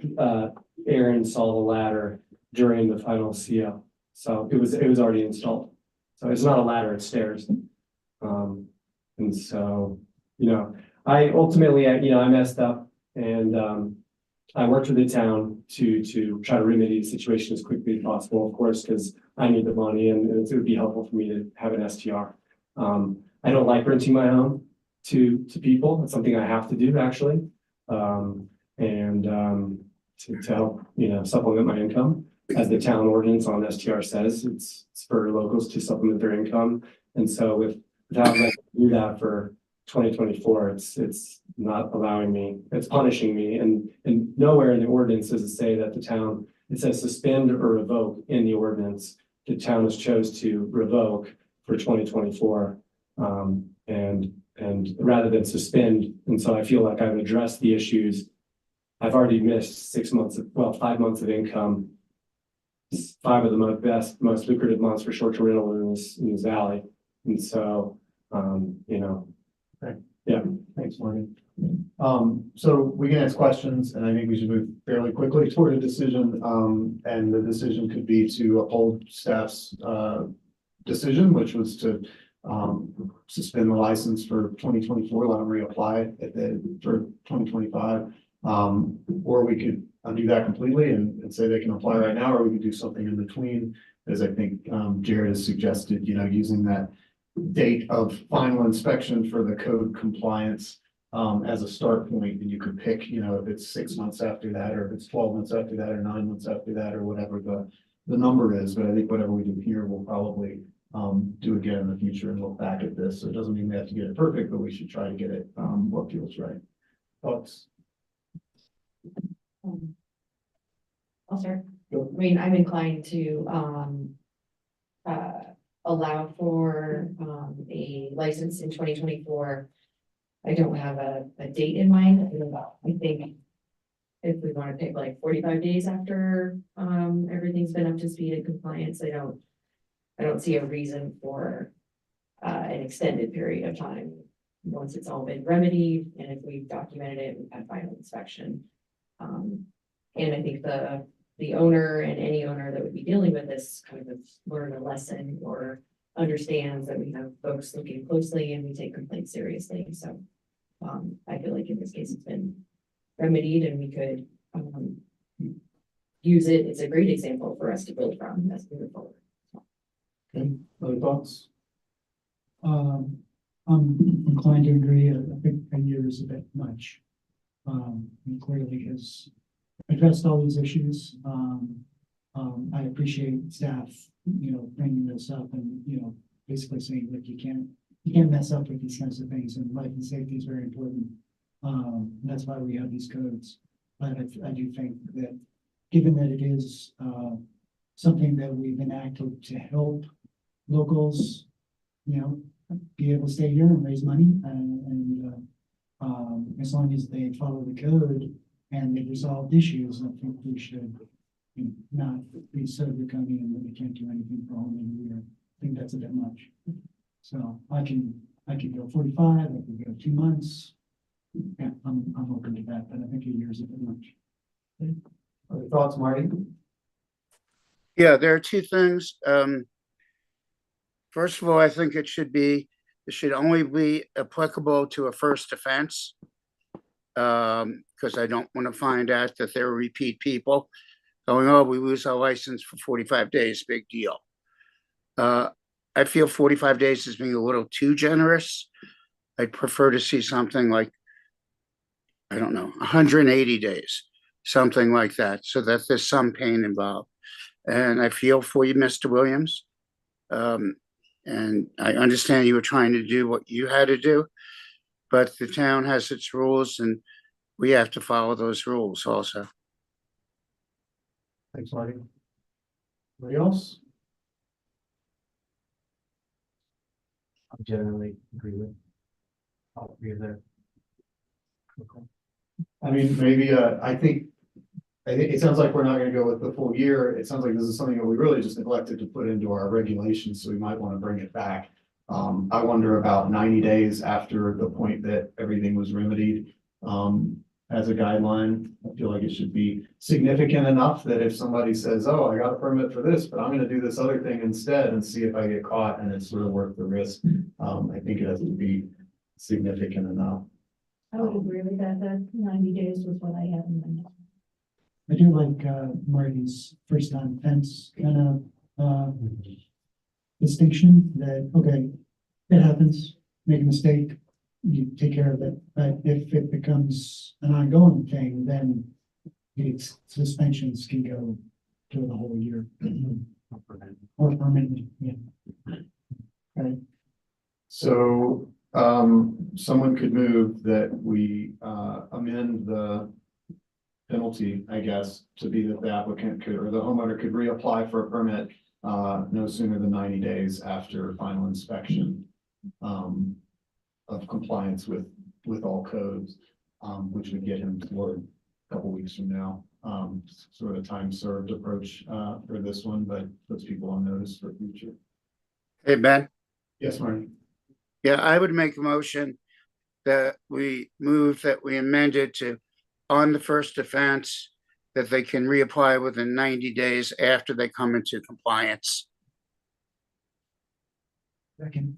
All right, motion from Marty, second by Colin. Any further discussion or questions what we're voting on? All in favor, say aye. Aye. Aye. Any opposed?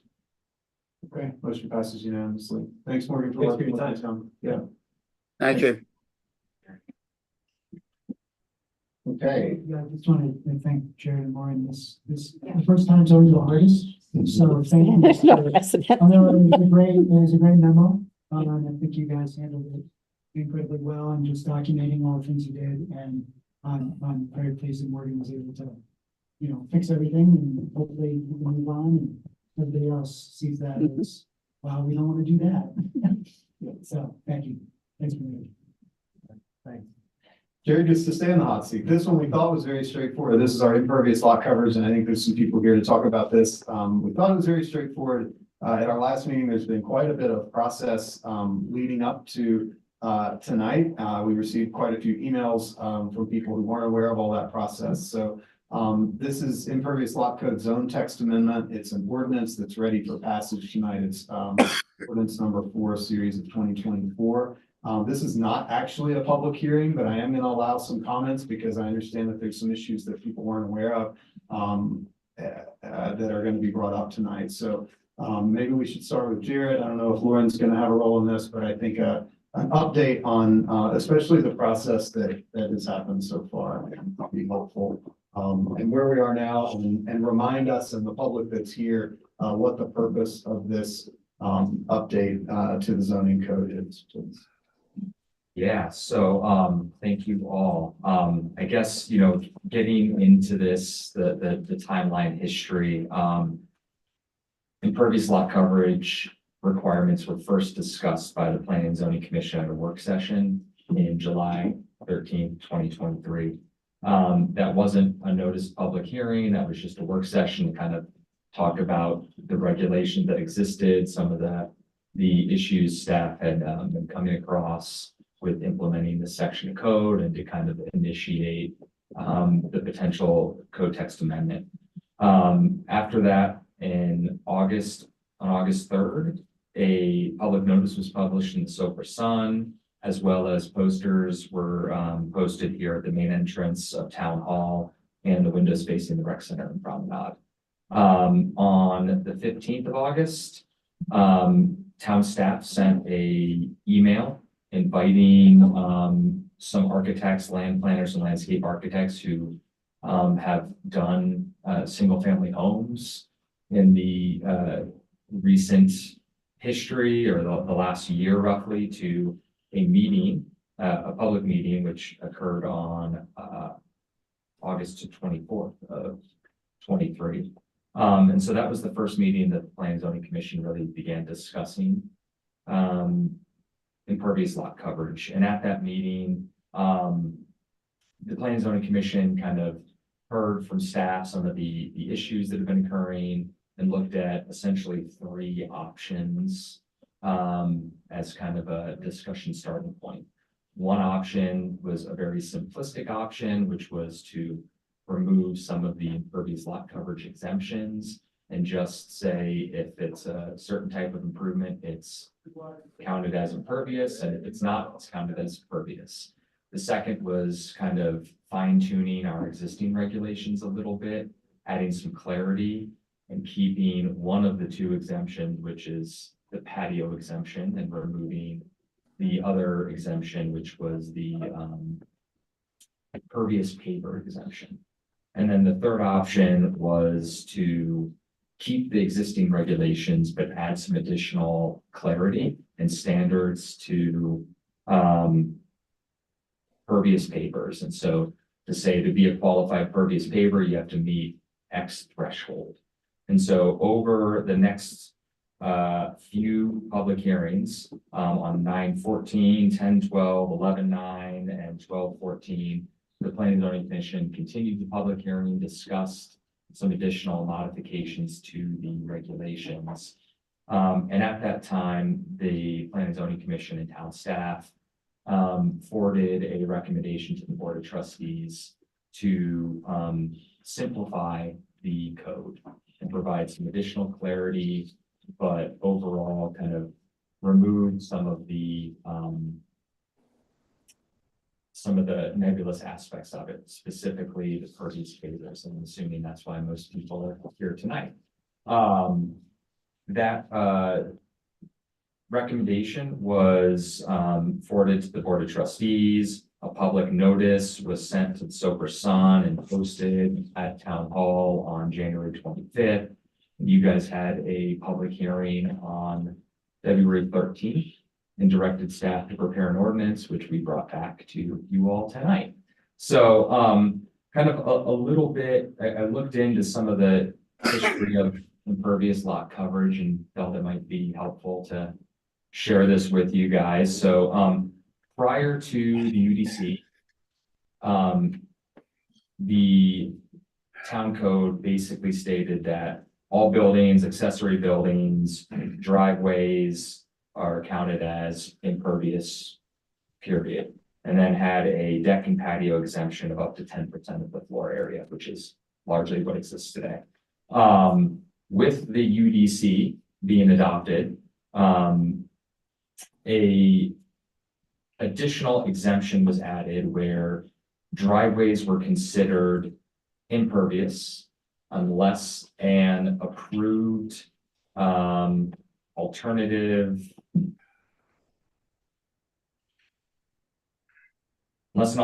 pervious paving system is approved by the director. That stood in 2016 and then was re-reviewed in 2019 when Clarion came through and did some additional amendments to the UDC. And at that time, Clarion recommended that the town consider future updates to impervious lot coverage to add some additional clarity, to add standards and criteria for what alternative paving materials could and should be. And so when I looked through some of the meeting minutes for that, there was some comments and concerns from the Planning Commission at that time about the amount of area that a pervious system could be used for.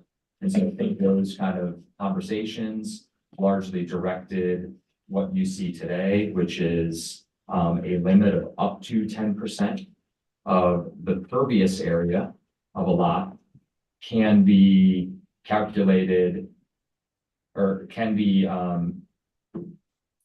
applied for as pervious paving or driveway and parking areas and be exempted from the impervious lot coverage. And so when the Planning and Zoning Commission reviewed this, again, I think a lot of the discussion was about what's the why do we have impervious lot coverage? What is impervious lot coverage important for? And historically, impervious lot coverage really is used in planning departments across the country to help define what development can be expected on a property. And so some communities define it very specifically to include things like driveways and patios, and others define it just to include the built structure. But in all communities, it's really a way to, preserve aesthetics, protect the environment, ensure public health and safety, manage infrastructure demands by limiting kind of what the built form can be on a property.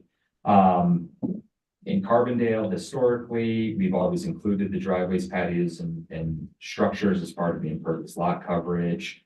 But we have had various maximums set based on not only land use, residential, commercial, mixed use, but also the intensity of use. And so generally, low density developments have the smallest impervious lot coverage maximum. High density developments, such as historic commercial core, can have up to 100% impervious lot coverage. And so when the Planning and Zoning Commission was reviewing the regulations, they discussed some of the potential ramifications of what impervious lot coverage could do, such as stormwater management, aesthetics, livability, ensuring groundwater recharge and water sources, things along those lines. And they kind of came to the decision along with town staff that some of the pervious paving may not be achieving some of the goals that the town has. Increasing density, having access to light and air, separation of structures, things along those lines. In addition, there were some concerns about, maintenance requirements for pervious paving systems to remain pervious over time, as well as some of the additional engineering costs that might be borne by a project to make sure that a pervious paving system that is to be installed is truly pervious over the long haul. And so, with that, I think that really kind of captures some of the past conversation. And, as you see today, what's before you in the ordinance, the Planning and Zoning Commission forwarded their recommendation. One thing I forgot, apologize, is the Planning and Zoning Commission was cognizant about how this change could impact properties that are desiring to put legal ADUs on their property. And so, knowing that's a town goal, in the comp plan, they made a determination to exempt the required parking spaces for legal ADUs from the maximum impervious lot coverage calculation up to 600 square feet. The good thought process being that 2 parking spaces and some access to those parking spaces, the majority of the time would fall under the 600 square feet of additional space needed, and would be a way to kind of help incentivize ADUs being constructed in properties that may be bumping up against their impervious lot coverage maximums. So I think with that, I'm happy to answer any questions you all might have. Otherwise, I'm sure there's a few members of the public that have a few thoughts they'd like to share. Great, thank you. Look like you know right now, this is a really technical one. My takeaway so far in what we talked about before and checking in with Lauren today and listening to you now and looking at the ordinance is that the main difference, if we allow some of this pervious paver product to continue to be used as pervious surface, is it gives people more space for more house. Is that right? Is that the kind of the central issue here? How much of the lot you're gonna get bigger homes, essentially. Generally speaking, when we looked at past approvals, there's been a correlation between the size of the home exceeding the impervious lot coverage and the pervious pavers being used as a tool to bring that within the maximum requirements. I will, for full disclosure, I will say that there are properties in town where the shape of the lot or the size of the lot would necessitate a longer driveway to construct a typical home and say, RVR, and that could cause additional issues or could have some impacts on the overall square footage of a property. But, generally speaking, there's been a correlation between increased home sizes and the impervious paving exemption being applied for. Any questions for Jared?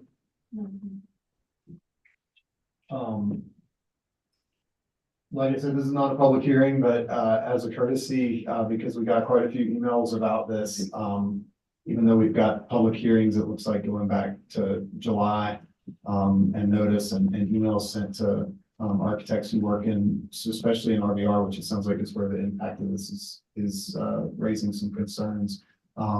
If any of you'd like to speak, tell us your name and address and what your concern is. We'll limit you to 3 minutes as usual. You can do it less, that's great. My name is Mark Favreau. My wife and I built a house at 110 Bowles this past year. That's right. We worked with Jared in the town and picking out impervious favor. We have one of these pie-shaped lots, it's ½ acre.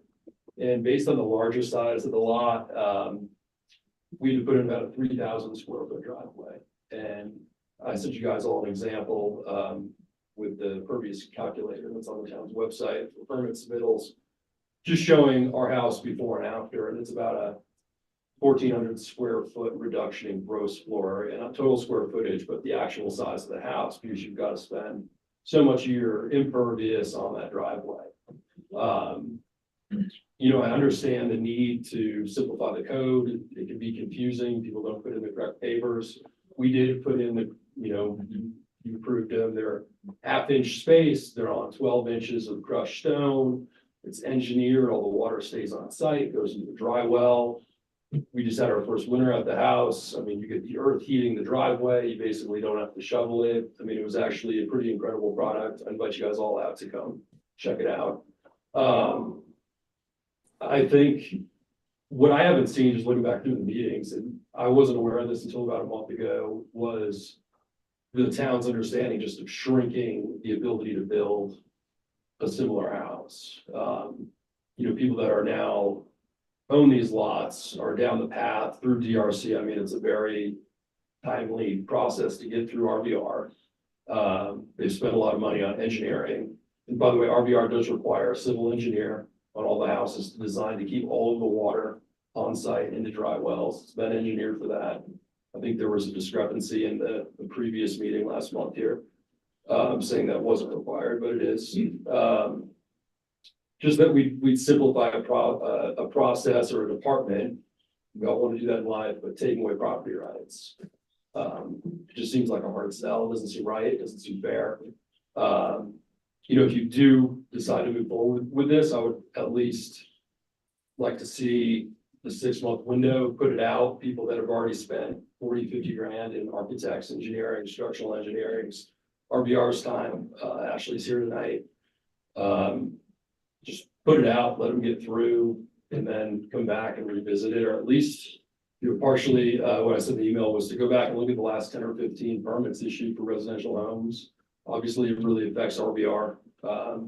Just see what it does. I mean, have an understanding of how this affects lot owners in Carbondale, and just kind of take that into account before you vote just tonight to pass it and move on. So that's all. Thank you. Anybody else like to speak for this evening? Mark spoke really well about this, and I'm James, past year. I'm a local builder and resident of Carbondale. I've been here 20 years. You know, I came to this valley with like $300 in my pocket. And, you know, I'm now at the point where I'm able to build a house in RVR, and I've grown with my community. And I love the town. My wife's family's been here since 1880 or something like that. And we also have one of the pie-shaped lots.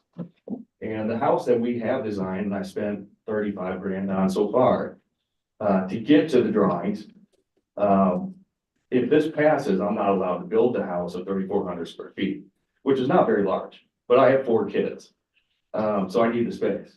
And that's primarily because of the shape of the lot, and it has to be 130 feet long. Okay, so that makes it extremely difficult and a bit emotional for this to come up now. You know, I think that I'm probably the #1 permit holder in RVR.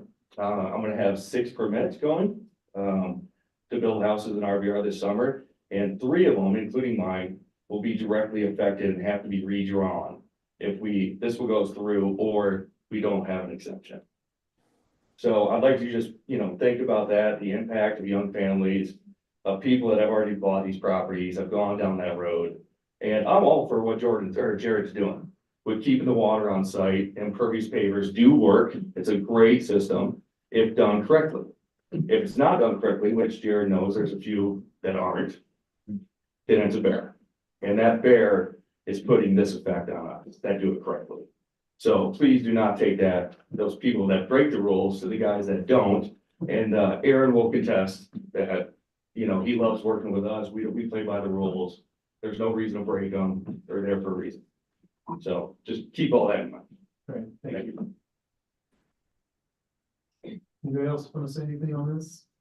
I mean, maybe I should just say a couple words. My name's Ashley. I'm the general manager at RVR. And I'm not advocating for RVR. I'm not trying to give an opinion on behalf of the community. But I will say RVR has all of the lots, and the lots that are left tend to be steep. And the steep lots are the ones that are most impacted by this. And it would also result in a lot of forward-facing garages within RVR. So I think that's where the DRC has, if there's a concern on the part of the DRC, that's Tell us DRC. the Design Review Committee in River Valley Range.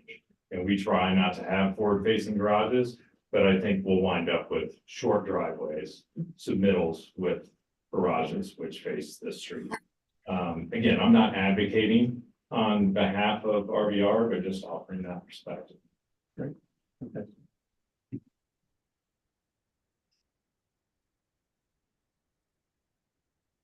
My name's Ryan Plum. I'm just gonna basically echo what Mark and James have already said. I too own the pie-shaped lot in RVR.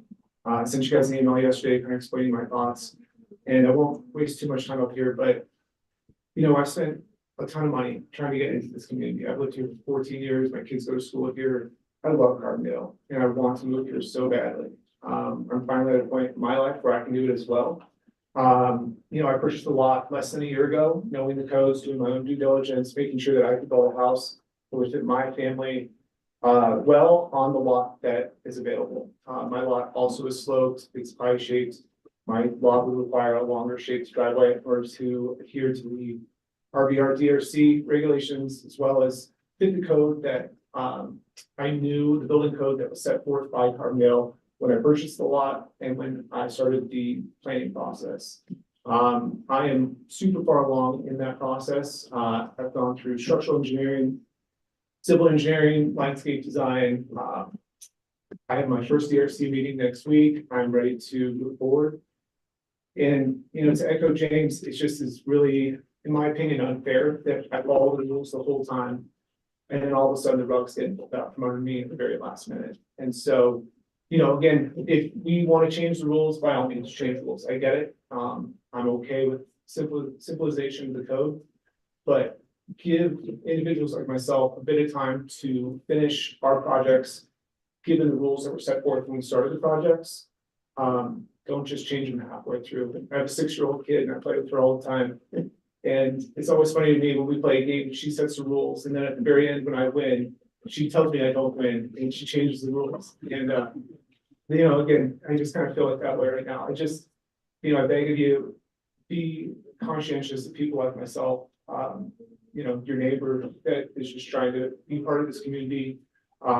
Consider, again, setting that time frame up 6 months from now for an exemption for people who can show that they've started the process. Let us finish our process under those rules that were set when we were designing and planning. Don't just pull the rug out from us right now. Thank you. Thank you. I just want to clarify, Susan, you can come up, but for everybody who's commented so far, is the one issue in the change about the pervious pavers? Yeah, that's the one issue. The only issue. Okay. Yeah. Yes. Option C would have worked. Okay. Okay. Good to know.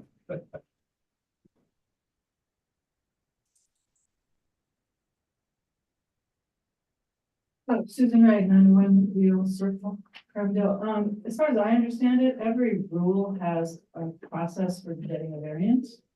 I think what Jared has done is try to establish a framework for Carbondale going forward, which I think is really important. I think one of the issues in town that I'm hearing about is maintaining small town character while we grow, and how do we manage that?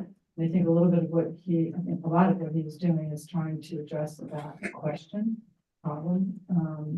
And so as I say, it seems like the ordinance could be accepted and variances could be, the process for variances could be established or already is established. Anybody else can address us on this one? Like I said, it's not technically a public hearing, but if you have a strong thought, Jess. Jess Robinson, PNB Commissioner, was a part of this process all the way through. I just wanted to echo what's been said about the public process, that we did have lots of public hearings, and I'm pretty sure nobody attended. So to start with, come to the meetings, please. I know, I'm a builder, I'm a young family, I understand all of that. Just throwing that out there. Secondly, I would say that our intention all along when we came up with this and worked with town staff to come up with the best solution for Carbondale was to simplify the code so that it's easier for staff to apply the code in a fair way across the board. And not create code that was so restrictive that it made it harder for people like these public members of the public that are here to make their lots work. Our intention was not to make that harder.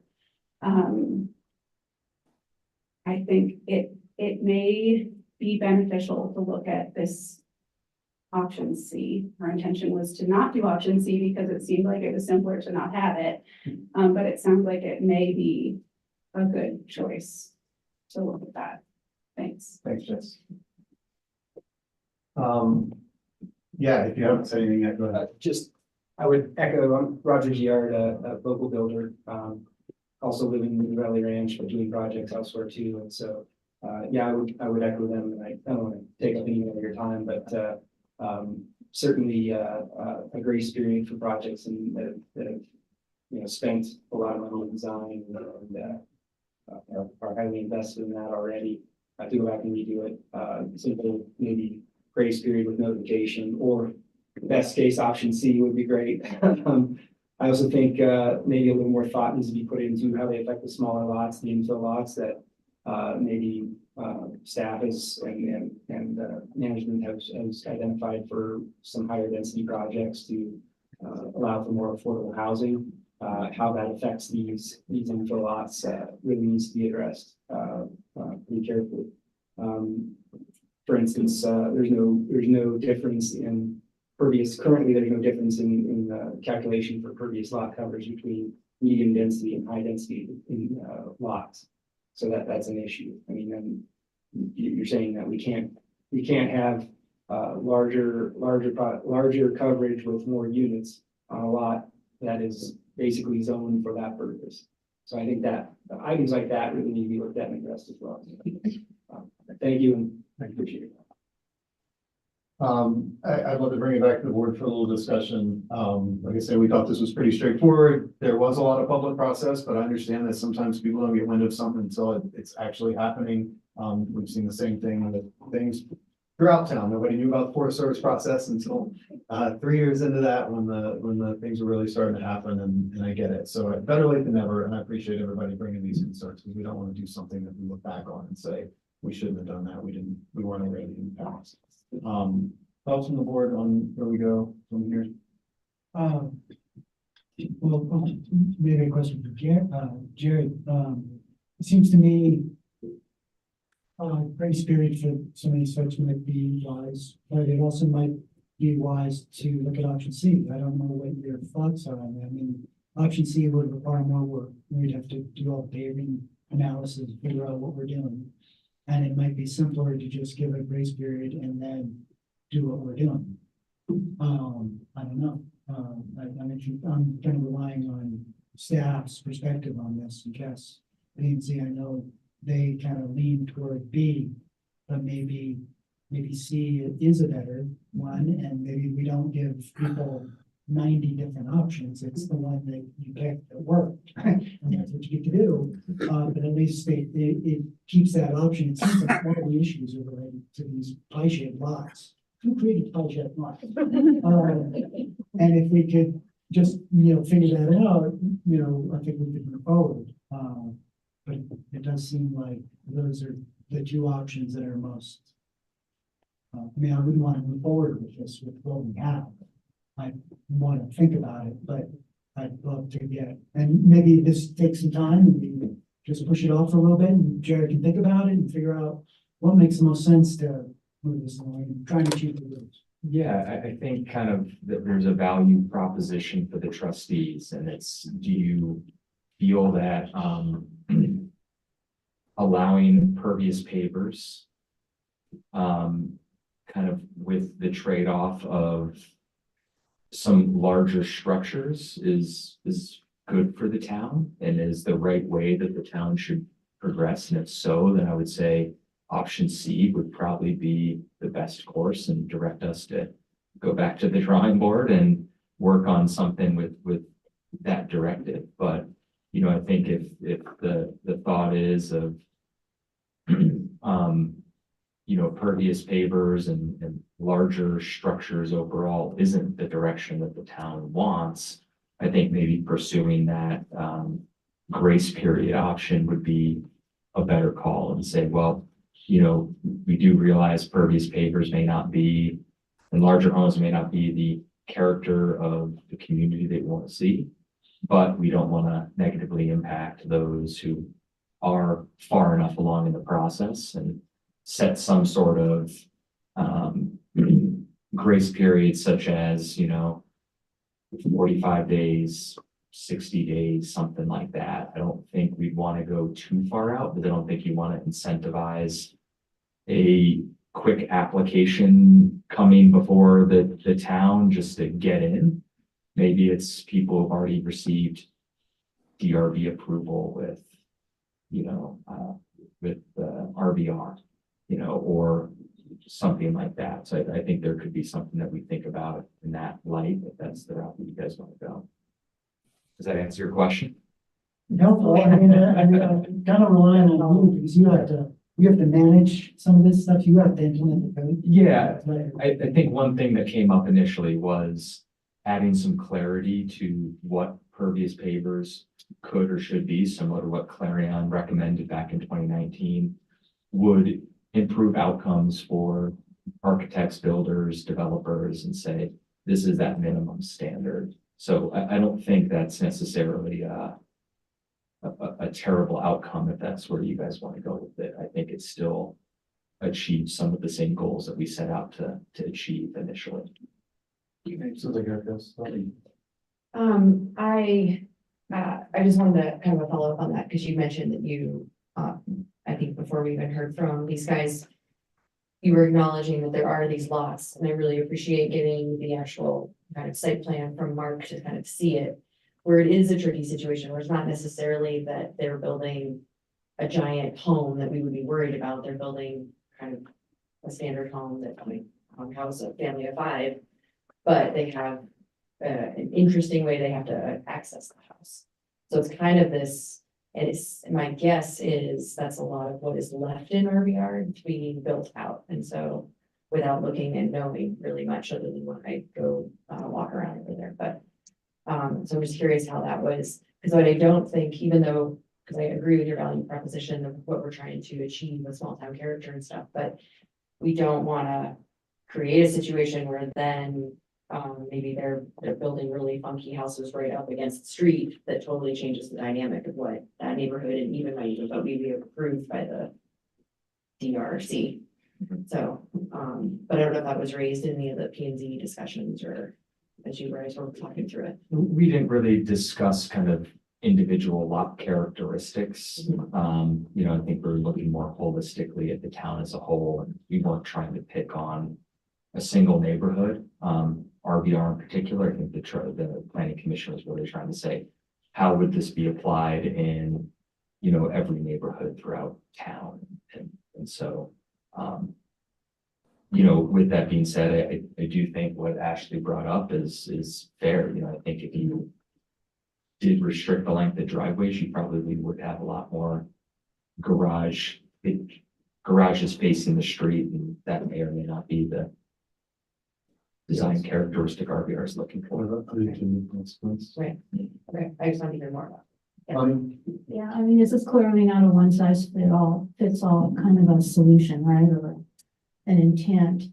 And there are certain enclaves within the town that have their own set of regulations, RVR being one of them, which I'm not familiar with, as you might recall.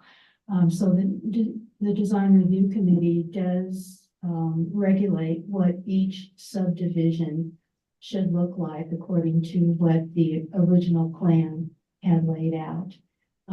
So there are some additional regulations within that particular development that need to be considered as well. And I, would agree that some of these lot shapes are a little bit odd, particularly where they're building out now towards the end of their full build out opportunity. So I would suggest that we be a little bit more open-minded about it and work with those regulations as well. Go with the option that most benefits that is the most beneficial. Thank you.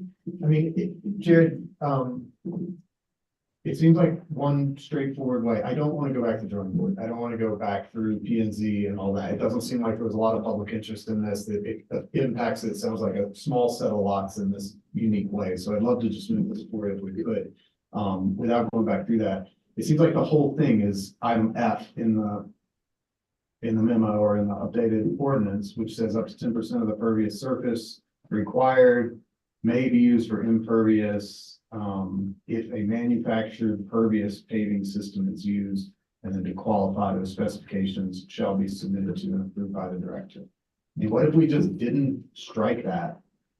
We pass the rest of this, but we just leave that in there. It's in there right now. And then if that becomes an issue again in the future, we come back to it. But it seems like that would let everybody who's done a lot of planning move forward, would let us move forward. I have not heard cries from the community about impervious pavers being a problem, right? It seems like a lot of this is about clarity.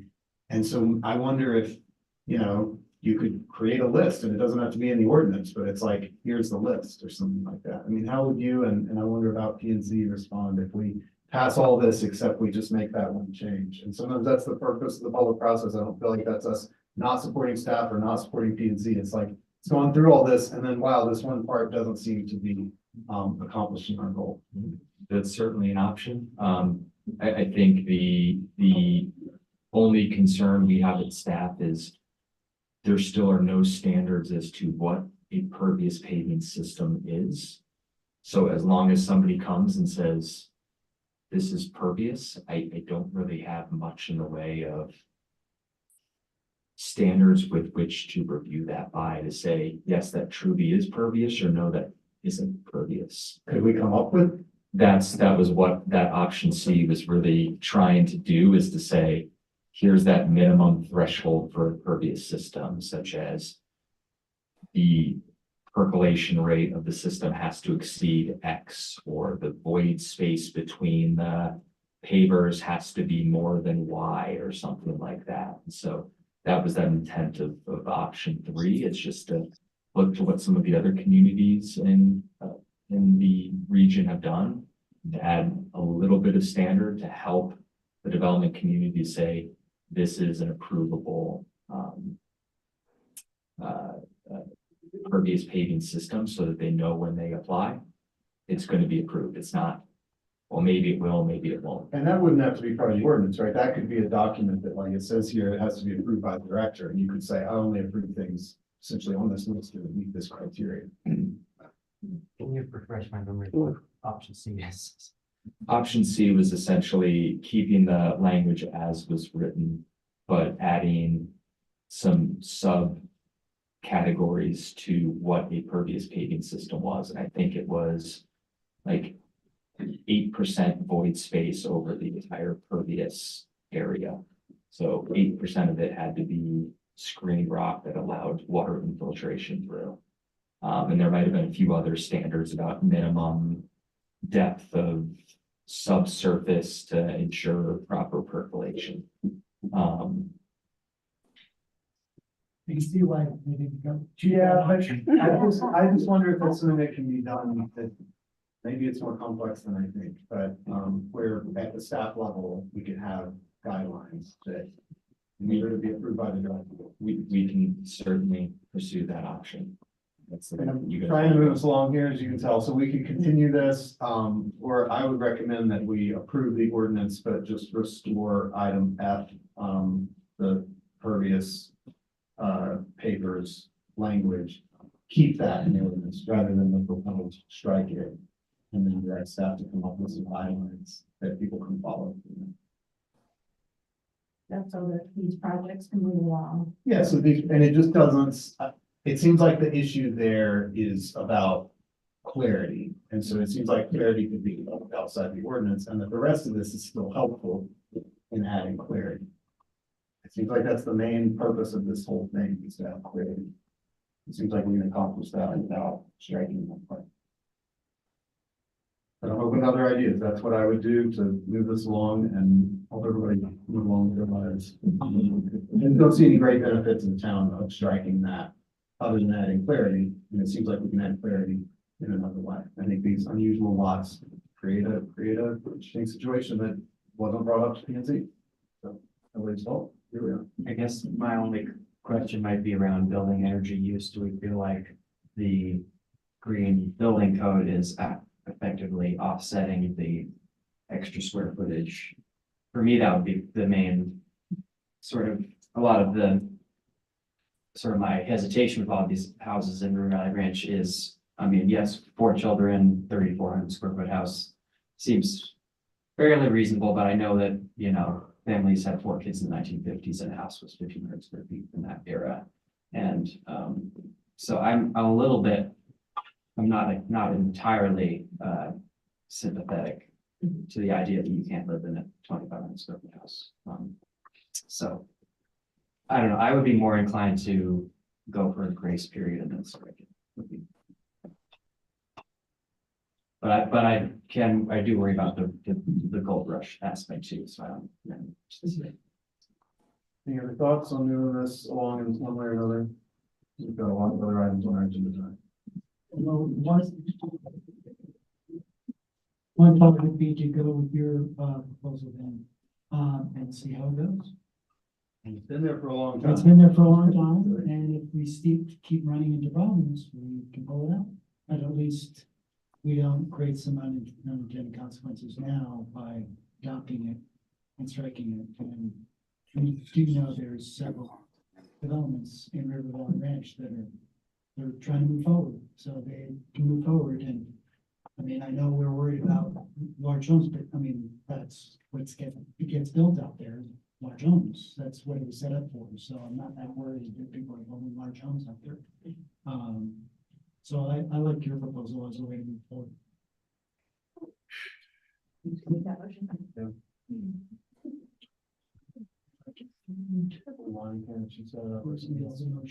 I've got it out. Yeah. I would move to approve ordinance 4 series of 2024 with the exception of keeping F in 3.8.5. Second. So before we vote, I want to make sure Mark, Jared, Jessica, is that clear? And will that pass muster? That we've got an ordinance before us, we're making one modification to it before approval. We're going to go ahead and approve it tonight. Restore the language. Yeah. Make that change. So I don't want to sign the published will have to be there again. Okay. You've got that for the record? I have that for the record. Please do not sign the copy that's in your packet there. Thank you. Yeah. Yeah. All right, and I'll double check that. Okay, so we have a motion from Colin and a second from Erica. Any other questions before we vote? Okay, all in favor, say aye. Aye. Opposed? Nay. So motion carries 6 yes and 1 no from trustee Hassel. Okay, let's take a 5 or 6 minute break. We have some big items and we've been sitting here for 2.5 hours. Thanks, everybody. Thank you.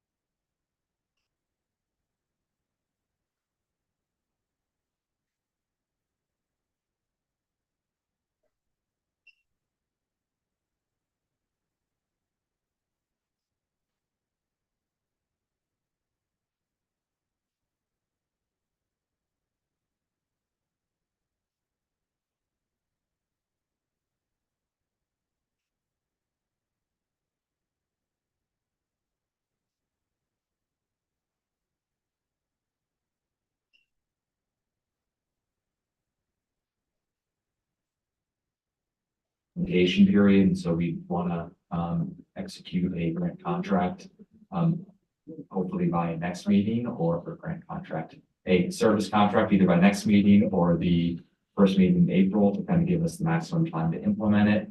And then kind of looking forward, this is for 6 months in 2024, and we've included some costs for guesstimations for what a 2025 program could look like if it was a full year's worth of service, applying for FLMM grants and help defray those costs. So I'm happy to answer any questions. Otherwise, I'm sure Travis would be more than happy to talk to you guys about the service.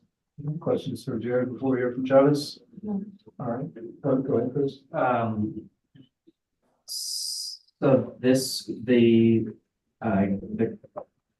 vehicles will be purchased by Downtowner for the purposes of this? Yes, so I'll let, yeah, they were going to lease for the pilot program, but okay. And then, okay, I guess. I feel like we should let them present, but I have major concerns. Travis, why don't you give us a quick overview? I think we're familiar with the service from Basalt. I don't know if any of us have witnessed it, if not myself, but I've seen presentations and familiar with it. But give us a quick overview of what this pilot might look like, please, for Carbondale. Hey there. Yeah, no problem. Can you hear me okay? We can. Awesome.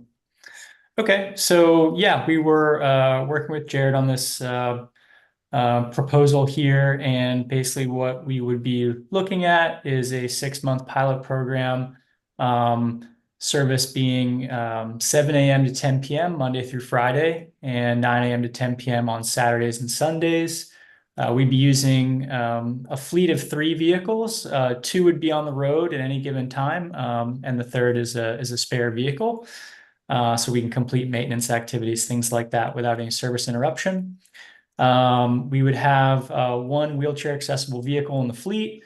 Rides would be requested using an app or by calling into the hotline number that we would provide. So you can call in or use the app. And I'm sure you guys are probably familiar with the services that we provide in Basalt and in Aspen. So this would be a very similar service. Basically, there's a service area which includes the city limits of Carbondale, and users are able to request rides anywhere within those city limits. Helps people obviously connect to RFTA bus services. It helps them connect to grocery stores, run errands, get to work, out to dinner, kind of all the above. Really allows people to move around the community without the use of a personal vehicle. So definitely enhancing the transportation options that are offered in Carbondale. So I'm happy to answer any questions about the potential program. So, I can open it up there. Again, I'm Travis. I'm one of the co-founders of Downtowner, and so, yeah, happy to answer any questions. This is Colin Laird, trustee. Would you be able to share what the trends have been in your services in Basalt and Aspen over the last few years? Yeah, I guess trends in what respects? Use, ridership, what the town has wanted in Basalt. Yeah. So, a little bit of differences between Aspen and Basalt. Obviously, they're nearby communities, but they're very different. Aspen, in terms of the ridership that we see there, we've been operating there since 2016. So we have, quite a few years of experience providing that service. And, a lot of it is getting people to and from the downtown core. People that, would normally maybe hop in their vehicle and take up those, very valuable parking spots that are kind of limited in the core area. The idea there was to try to get people out of their vehicles that are nearby to the core, leave those spots open for people coming in from further down valley, and also get people to and from Ruby Park Transit, the gondola, kind of all the activities that the downtown area has to offer without clogging it up with, circling around and around looking for parking spots. In Basalt, a little bit different. They wanted to connect the two kind of areas of Basalt. There's the Willits area, of course, and then kind of the Old Town area. So being able to move between those in a pretty frequent, easy way was important, as well as getting people to and from RFTA and the awesome BRT services that are available there. So that's why that service operates in the mornings, and then kind of has a gap in the middle of the day, and then and opens again at 3 to 10 p.m. So those are kind of the overviews of what the services were there for in terms of ridership. We've had great ridership. Ridership has grown in Basalt since we've launched. It's become very consistent there. This is our first year that we're going to be year round. The first year that we were there, and year and a half basically, we're not year-round services. We did have to close in the off seasons, quote unquote off seasons, for budgetary purposes. But this will be our first year servicing year-round. So we had good ridership growth year over year there. Aspen is back to pre-pandemic levels in terms of ridership. So if you're looking at ridership throughout public transit, being kind of back to pre-pandemic is a pretty good feat for a lot of services. So we're happy with it. We've been able to get there. So yeah, those are just like very broad, metrics. But if there was anything specific, month by month ridership, anything like that, I'm certainly happy to provide that as follow-up. And our purpose, if we decide to move forward with this, as we discussed in budget season, is to kind of prove out the concept and really focus on getting people to and from the park and ride, especially from the southern part of town, which lacks circulator service. And then work with RFTA to potentially phase out the circulator and put that money toward this if it accomplishes the same goal for less. I mean, I think where we have to be careful is we're not gonna be able to pay for this, even at the 50% rate year round ongoing. So I think it's like, if we want to do this, it's to see how well does it work? How much are people really using it to get to the parking ride? How does it impact ridership on the circulator? And then when it goes away, are people clamoring for it? And is that an opportunity to say, okay, we need this tiny little sliver of extra taxation? You all know that I've been very careful about asking for a vote, but like we have to have some revenue source, or working with RFTA to make the share not just 50-50, but that this is replacing that service to the trunk line that RFTA is committed to its charter with us. So from that perspective, I see it as worth doing as a pilot and see how it goes and what kind of data we get. I think otherwise we might just continue to be in kind of a holding pattern on it. Wondering, and I think those conversations with RFTA are probably the most important parts of it. What do other people think? Do you have like an average wait time that people are waiting in Basalt and in Aspen? Yeah. So for this program, we want to have 20 minutes or less is kind of the goal here. In Basalt and Aspen, we are under 20 minutes as our average. So we're trying to have the same level of service as we do in those other communities. Does that do you have how about during your rush hour periods of time? Yeah. So that is an average. I'd be happy to share more hourly type stats. Of course, rush hours are going to be busier than, the non-rush hours. Kind of see that everywhere, but we do pretty well to group rides. Our system is meant to be a shared ride system, and the algorithm that runs our platform, that's the way we built it, is for it to share as much as possible. Group as many people as we can into a vehicle without going too far out of the way, of course. And so that's obviously pretty important to us. And, about half the rides are shared in Basalt. For instance, I'm just looking over their data as we're talking right now. So we are able to take advantage of that. And especially if a lot of people are going to and from kind of a very similar place, like some park and rides, then we're able to group people up and get people where they need to go pretty quickly. Where do they follow some sort of kind of algorithmically figured out route that they can branch off of to do it, or do they station somewhere? How do you Yeah, definitely. So our system is kind of a queue-based system. So it's queuing up rides.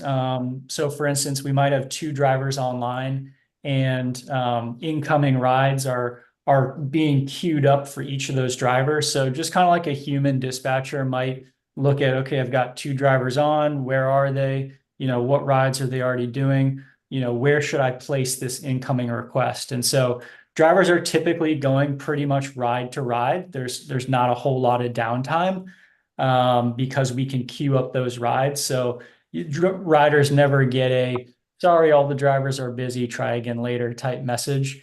That doesn't exist for us. Rides just continuously queue up. So we might have, 10 rides outstanding, and 6 are assigned to one driver and 4 to the other driver. And so our system queues up those rides to keep our drivers moving, and that's how we're able to be really efficient. But if they do have any downtime, then we typically have them stationed at either a park and ride or a designated location that our client thinks is a high traffic type area where there might be, people who walk up to the vehicle and need a ride someplace. So our drivers are able to create rides for what we call a walk up. So for instance, if they're stationing at the park and ride and they don't have any rides in their queue, they're using a driver app to get their assignments. So if they have no rides in their queue, they can station at a park and ride, for instance. And then if someone gets off the bus and walks over to the vehicle and says, oh, can you take me home? They're able to create that ride right there in their driver app and service that person. So that's typically what we would do in the case of a driver not having any rides to do. And then as the driver is, say, in the midst of doing one ride, is it sort of up to the driver's discretion to decide, hey, I'm going to take a detour and go pick up somebody else? No, the drivers aren't really making any choices on their flow of work. So they're just following what our driver app is telling them to do. So it'll tell them, hey, pick up this person, then pick up this person, then drop off this person, then drop off that person, and then go to this next pickup. So they're not really making any calls on what to do first, second, third. They have to do the assignments that are provided to them, kind of like a fixed route, right? They have to go in the sequence of stops that is dictated by the route. Same thing here. These are just, stop to stop. It's just dynamic, right? So they're given their instructions and they have to follow them. See, any questions?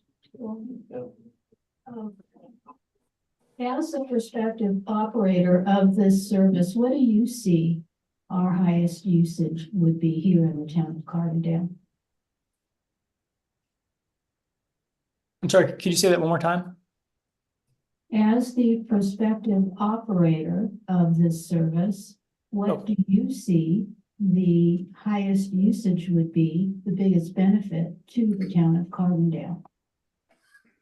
I think there's quite a bit of opportunity to connect people to to RFTA routes that are going up and down the valley.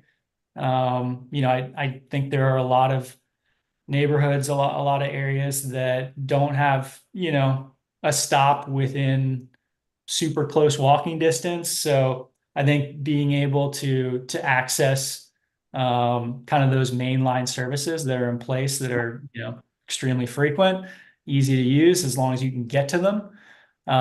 So I think being able to connect people with RFTA services is a big thing here.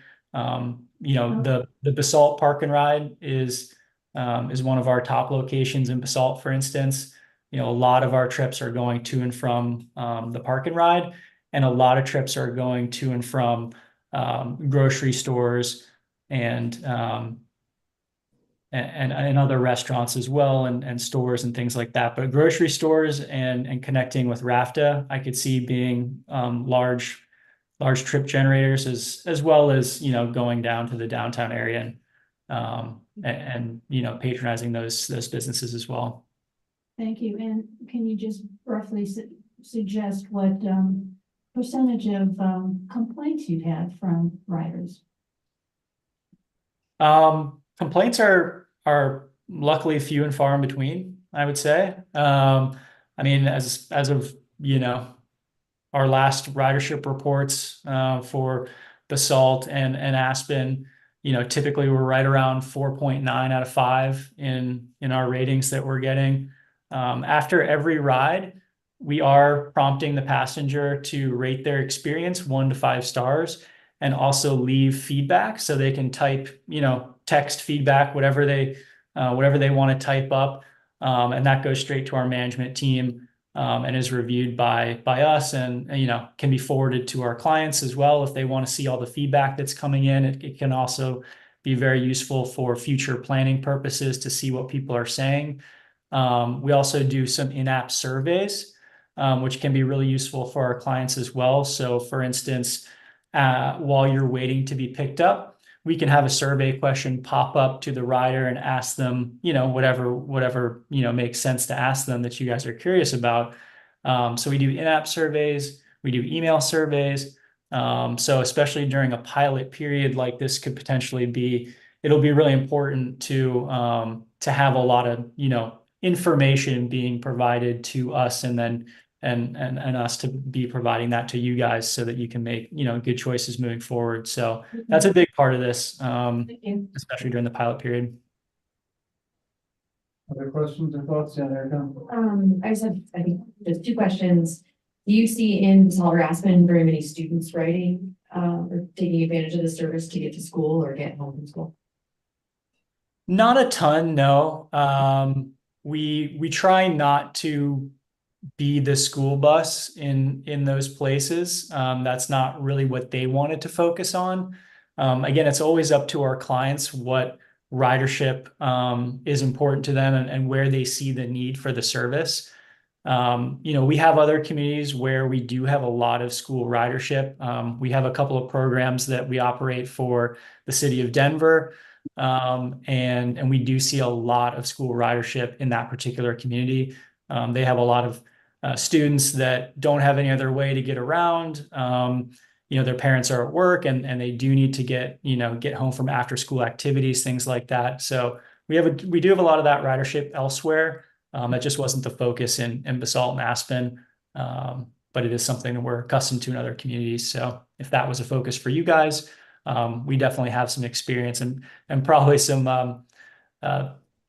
some good thoughts to give you as well on how that goes, and there's nuances to providing that type of transit for those types of riders. So yeah, for sure. Thanks for bringing up. I didn't mean to limit it to Basalt, but so glad to hear you have experience in that realm as well. This is for you, Travis, and probably staff as well. Because I think one of the keys to us having a successful pilot program is making sure that we get communications and outreach out there. And so it looks like in the plan that that's kind of divided up. And I just want to see, because it says Carbondale's doing some things, and just make sure we have the capacity to really help push it out. And I would just expand that to more generally, like, we're doing a lot right now. Yeah. So do we have staff capacity to, is this sort of turnkey and we hand it over, or is it something that, even though like WeCycle's kind of turnkey, but I know that Kevin and others spend a lot of time getting those stations set up and that sort of thing. Is this something we feel like we have bandwidth? Yeah, and to touch on some of those public outreach items in there, our team will provide you with like a PDF that can be sent to any business associations or neighborhood HOAs, things like that. So you won't really have to come up with any of that information. We're happy to provide that. It's just usually the community that we're working with would have access to, they might have a city-run social media platform, Facebook or Instagram, that we can give you guys the image that you would post. and you post it. It's the same thing with the the email blast to any business associations or neighborhood HOAs. We'll give you the PDF and everything. You have the access to those folks and those email addresses. So our team will definitely do a lot of the time consuming things like going around door to door to businesses downtown and putting flyers up and a lot of that kind of stuff that does take up a lot of time. So we're well equipped to do that. It's just gaining access to some of those email lists and things is kind of what we look to you guys for, as well as any radio or press kind of contacts that you have. You could always link us up with, and we're happy to talk to those people. But sometimes our communities like to kind of be the voice behind that and take a lot of the credit for a new service coming to town and things like that. So we're happy to do the heavy lifting. Comments on that capacity question?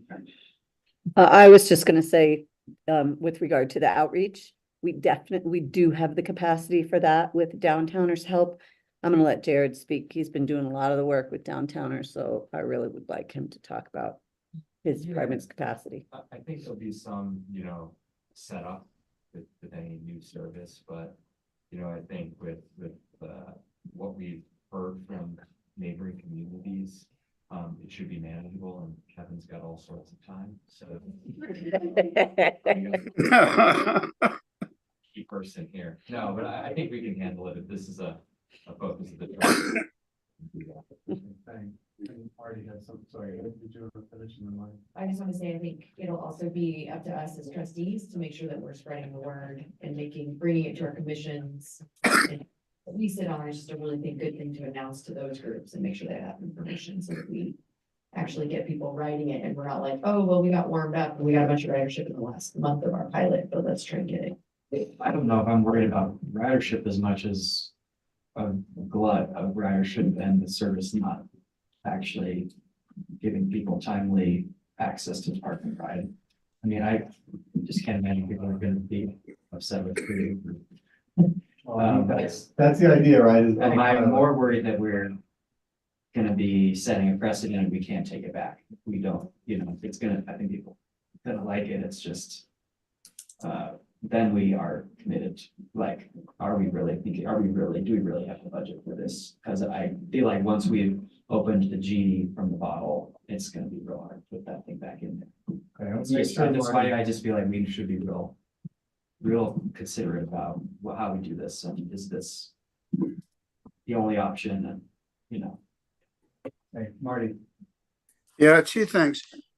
Based upon your experience in Basalt, what two age range groups use the service the most? And the second thing is, Chris, if it's that successful, then we can worry about funding it, whether it's asking the taxpayer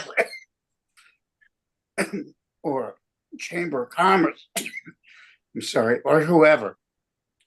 But I'm curious why the two major age range groups are currently using it in Basalt. Okay, so Travis, I think that's a question for you. Just a quick answer on the general demographic age range, please. Yeah, it varies pretty greatly. Over in Basalt, we really aren't servicing a ton of school age kids. It's mostly people that are going to and from work or to and from grocery store, things like that. So predominantly it's going to be over 18. But I don't have exact numbers in front of me, but it's not like a ton of kids for the most part. Okay, is there a large population that's over 40, say? I do think so. I just don't have numbers in front of me to fine. give you exact. Yeah. Thank you. And is there any, off the top of your head, is there significant use of the dial-in service as opposed to the app download?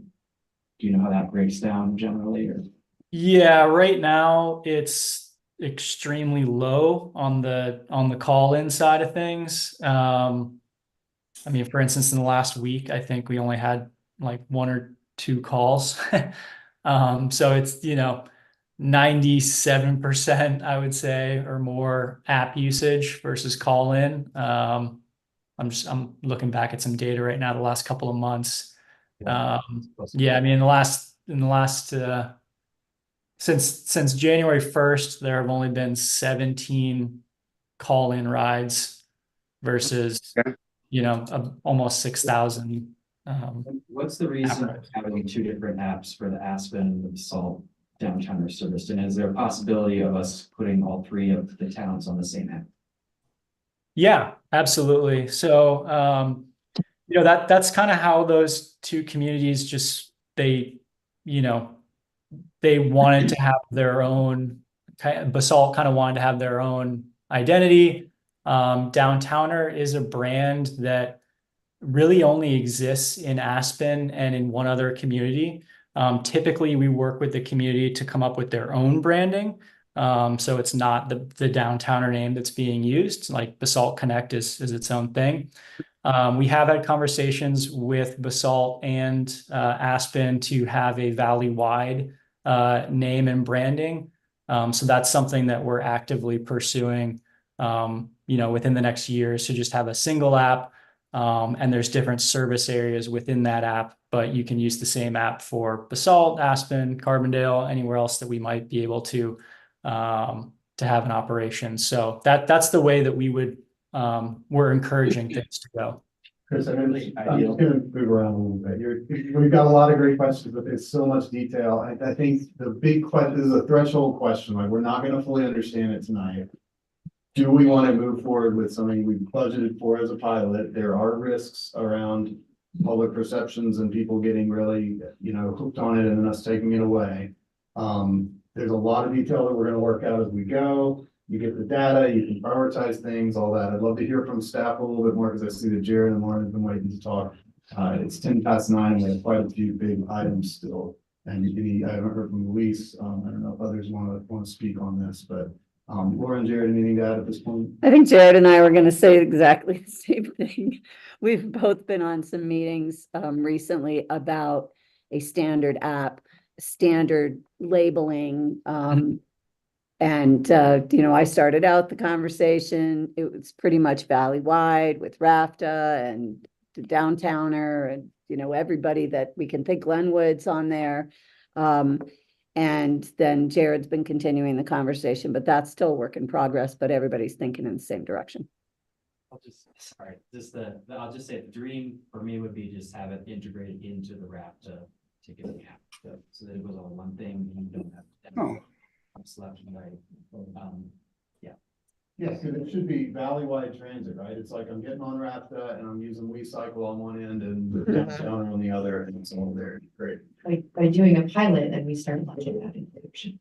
Okay, and then my second thing would be try to get a little bit of a contribution from the tourism council into this pilot. 10 grand. We give them money, then they give it back. Yeah. And that was one source when we last talked about potentially raising the lodging tax, that could be used toward this. So I think, again, if we want to see what the response is and start to work out the kinks and then start to build support for funding, we should go forward with the pilot. If we have major reservations, if taxes are coming in under projections, which they aren't, then, we could pump the brakes on this and try it again next year. But I think we're kind of I would like to fish. I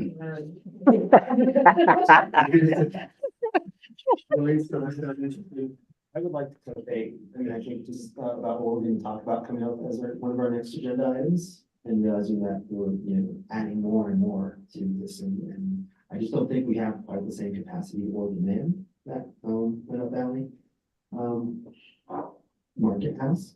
I think recycle has been great, but I would love to see this, if it comes back, have it just have more stability and more capacity. Like you said, just great, we did it once, but then it went away. So this is not cool. Great. Other thoughts? I want to fish. I want to launch it. It would be awesome to do this year. Okay. Didn't want to overuse the metaphor. So it sounds like Colin and Eric are ready to move forward. Luis is not ready to move forward. Marty, what are you thinking? I'm ready to go for it. We've worked towards this point for a number of years. I think we should try it. I think the funding down the road, if the community likes it enough, then we could hit the different resources to help pay for it. Other thoughts, Chris, Marty? I'm not a bait fisherman, so I'm gonna cut bait on this one. I'm not very.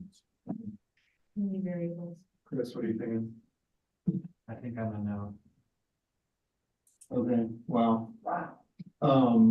I think we should move forward with it, and I think that makes four of us. We budgeted for it for this year.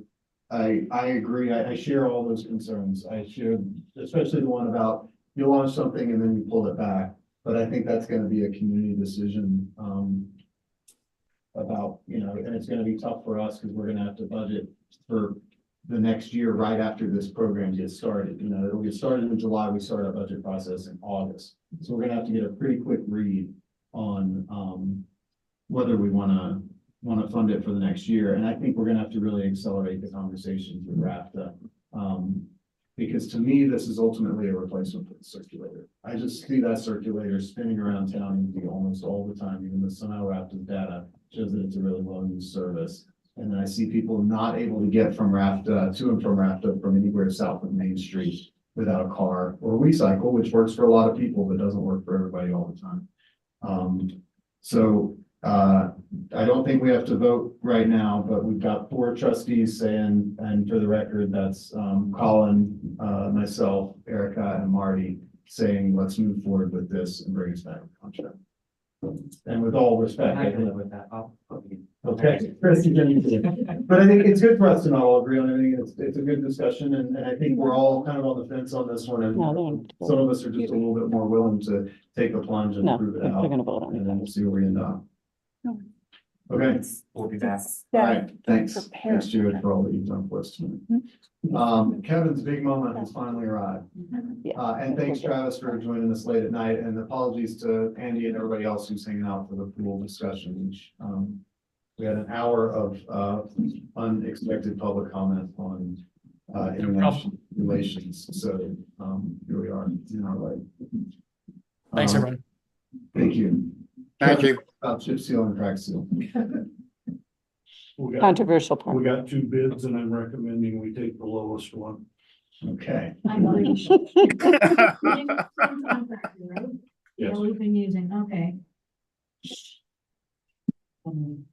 Okay, let's do it. Somebody make. Real guys, come on. Approve and authorize the mayor to sign the 2024 chip seal program agreement with GMCO LLC. Second. Motion by Chris, second by Eric. All in favor, say aye. Aye. Any opposed? Motion passes unanimously. Crack seal, same story. Motion to approve and authorize the mayor to sign 2024 crack sealing program agreement with Carbondale Asphalt Repair. All right, motion by Eric, second by Colin. All in favor, say aye. Aye. Aye. Any opposed? No. All right. Motion Bye-bye. passes unanimously. And then we're not doing FirstSource tonight, right? They withdrew. Is that, okay, I thought. No. somebody- No, it was A and B. Yeah. It was A and B. Yeah. Okay. Great. But that was a little bit of a curveball. Sorry. I did something. And I'll let you talk. Good motion.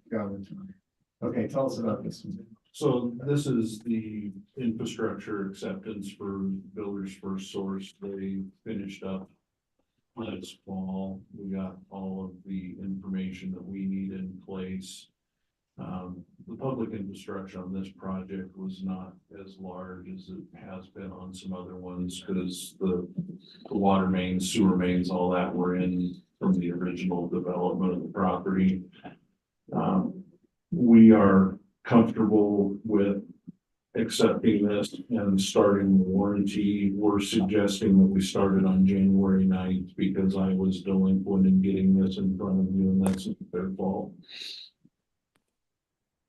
Okay, questions for Kevin on this one? And what was the original property that had all the infrastructure in it? The city market development. Okay, gotcha. Are there any trees involved in this, or is it all concrete? most of the trees along that corridor were installed as part of the, City Market project or the First Bank project. The City Market trees, if anybody's been behind there, still need to be replaced again, and they are aware of that. We actually just got their letter of credit extension because they asked if they still needed to do that, and said, yes. So we just got that last week, I think. Okay, so we have a recommended motion. I'll move to approve the release of $235,590.30 of the security for the public improvements and accept the public improvements with the warranty start date of January 9th, 2024 for Carbondale Marketplace Lot 5A amended. Second. Motion by Lonnie, second by Erica. All in favor, say aye. Aye. Aye. Nay. No. You don't want to release the. No. Okay. So, I wasn't able to hear if Marty voted yes. Did he drop off? I think he's off. He's really not feeling well. Okay. So that's, all that are present here in the room voting yes, with the exception of Trustee Hassey voting no. Okay. All right, next one, RFTA Waterline license, lots of public works stacked up. This is basically a cleanup item left over from the Silver's Lodge project. This license is required by RFTA, and it's for the water line that we own that was associated with that project. It crosses in two places, crosses Second Street, and then runs parallel to the RFTA right of way down to their entrance in one spot. And then the other spot crosses basically between Colorado Place and True Nature. It's a loop system. The sewer line for the project, just in case anybody's curious, that is a private sewer line that goes all the way from their property to our manhole between Colorado Place and True Nature, which is why our sewer line is not a part of this. They have their own license for that since it's private.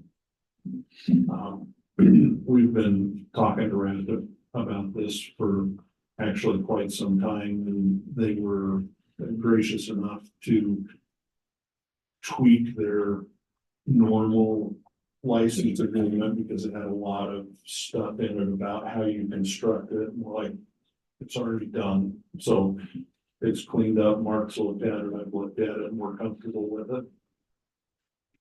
Okay, questions about this water line agreement? Was there any, sorry, you. Oh, now the water line is general, it's a main line, right? Correct. Okay, got it. Was there any discussion with the Silver's Lodge to have them cover the cost of this for us? Not at the time that the project was developed. So it's, okay. It's just on us because they theoretically should have done the diligence to know they had to do this, or?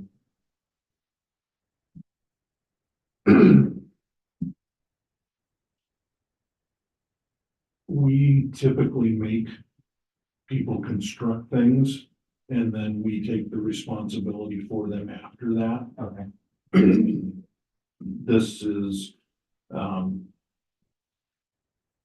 it's somewhat unique, but it's not completely unique. All right. We have similar agreements with other agencies in town as well, licenses for being on their property. Okay.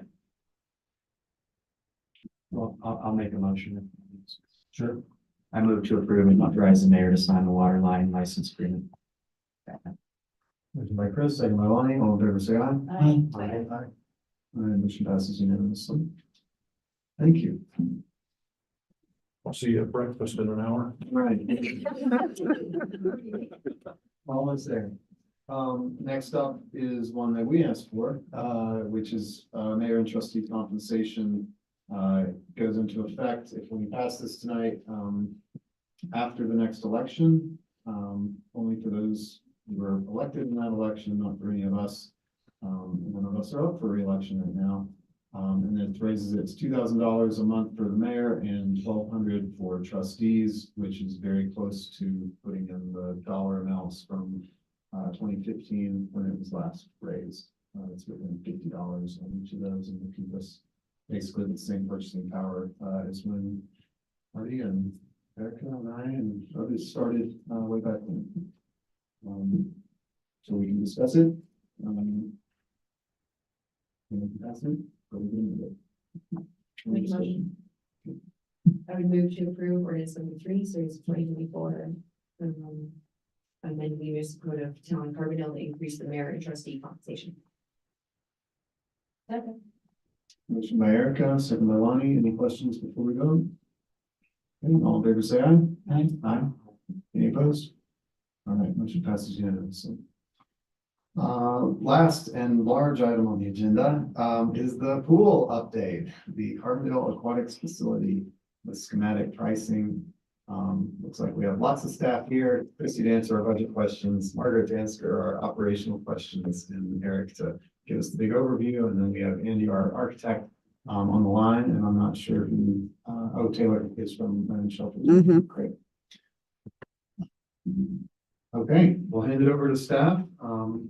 And I think the key thing is staff needs direction tonight, right, on whether to move forward with the plan as presented in our packet. And so we need to be able to get to that point of either saying go forward or make these changes and come back to this. Yeah, I think this is a good touch up of the project tonight, you know, for you guys to get a good look at the work that's been done by the design team and the construction team. The schematic pricing did come back to us. We spent some time with it with the whole team, and we're able to get you know, the project back into budget, you know, to the 11.6 budget with the 3 bodies of water. So the spa is included in that number that you're looking at in your attachment.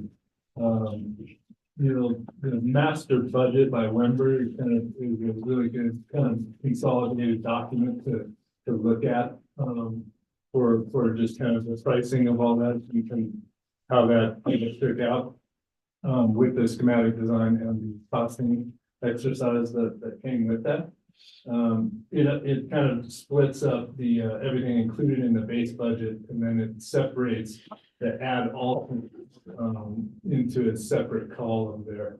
And so it's a kind of a good visual representation of where the budget sits right now, what's included, what's still an add alternate.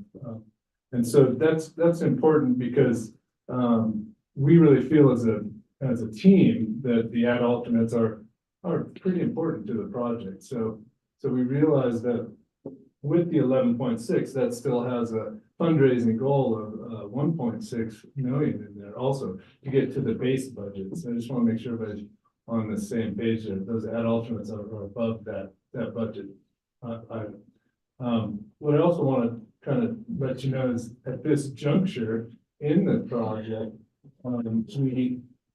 we want to push forward this existing design with these add-alts and cost out and design add-alts, because we're starting a campaign pretty soon. We are writing grants. We have a grant writer on board now. We already have grants in to some granting sources. We are actively seeking some additional, you know, funding for the project. So, and really, we have some time here to actually figure out our funding sources. We have some time to figure out those add-alts, how we might be able to pay for them through either capital campaign asks or specific grant asks too, that are really earmarked for some of those add-alts, like the trellis and the solar.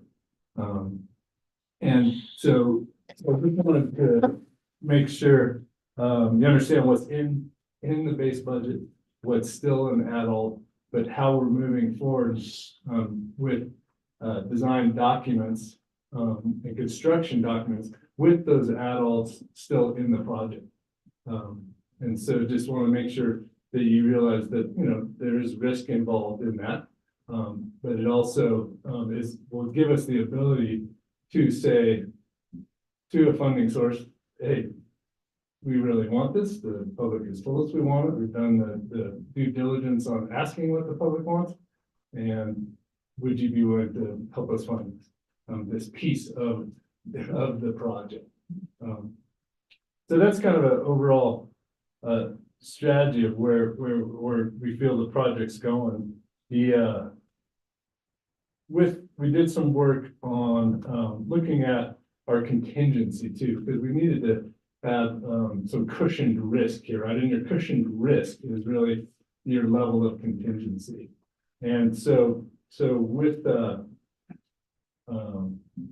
Wimber's kind of overall, you know, master budget, you know, we have a 5% contingency on the owners. I mean, sorry, on the contractor side, we have a 7% contingency with the owner's contingency, and then some additional below the line contingency that helps us build up a contingency to 19% of the project. And that feels good right now because we still have some unknown factors with the project, and that being the excavation of the site. So we want to go into that portion of the project with a strong contingency. We'll know a lot more once we excavate the site, make sure that we didn't spend all of our contingency at that point, and that gives us the ability to then look at that large contingency and start to even use it for some of the adults, or use it, you know, if we have, you know, don't raise as much money as we think we can. So that just gives us what we call that cushioned risk. And so I just want to make sure you're all okay with that kind of process. And the other thing I want to just mention is that we won't really come up with a guaranteed maximum price, you know, with schematic design pricing, right? So our contractor's going to need to see the design documents, put those out, get real bids back from contractors, competitive bids from his subcontractors, to then give us a guaranteed maximum price. And so that's still down the road. So that's why we want to design to the 3 bodies of water. We want to design to the adults at this point, because that's when we're gonna know how much this is gonna cost us. And at that point, big decisions potentially need to be made at that point in the project. We're not there yet. So does that make sense? Yeah. Before we dive into questions, Christy, do you want to give us a little budget update? I think there's some interest in here that we're earning. And I think Colin had expressed an interest in you know, looking at that rec department reserves. And I think you did some analysis that might be helpful as we look at where all this is coming from. Yeah, thank you.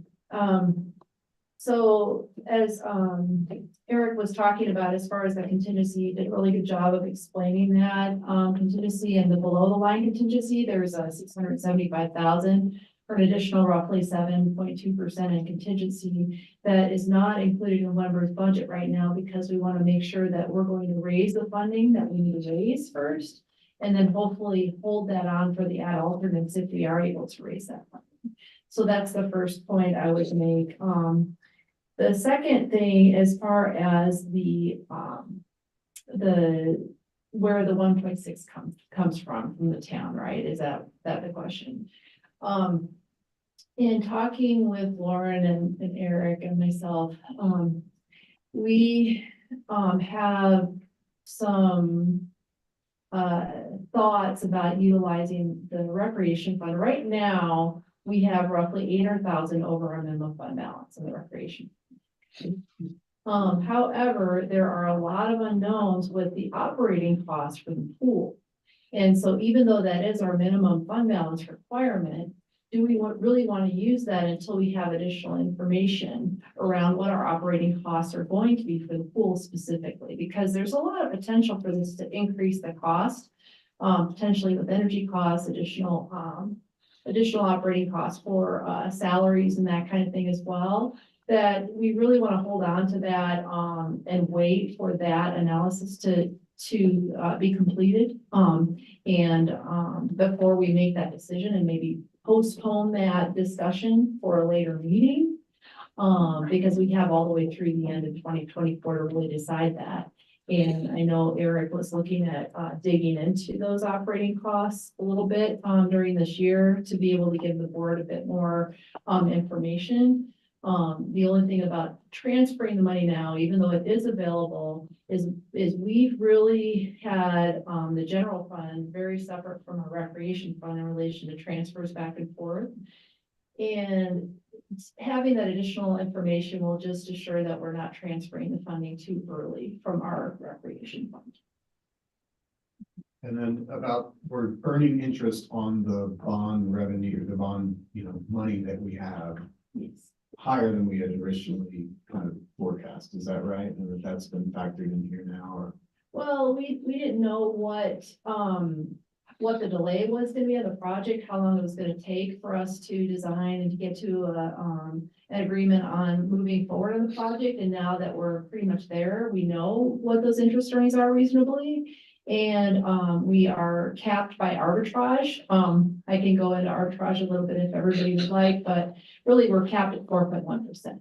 So that's really what those estimates take into consideration. Is anything above that, we'll have to repay to the IRS. Okay, so It's a big number. I mean, you've got in here basically 500,000 plus another 175 estimated. Yeah. Right, in interest earnings on the money that we borrowed. So that's just a very significant number that I think we weren't thinking of earlier in the project. Yeah, it just wasn't quantifiable until we had more around our timelines for the project. So, and then we were gonna garner interest rates as well, and they've been favorable. Everybody's been saying the interest rates are gonna go down, and they just have not. Okay. Any questions for Christie about the numbers?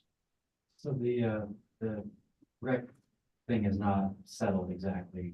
That's right. We haven't closed the door on the possibility of dipping into those a little bit if we deem it prudent. Yeah, that's a way, but we have some time. It seems like the reserve question remains to be seen.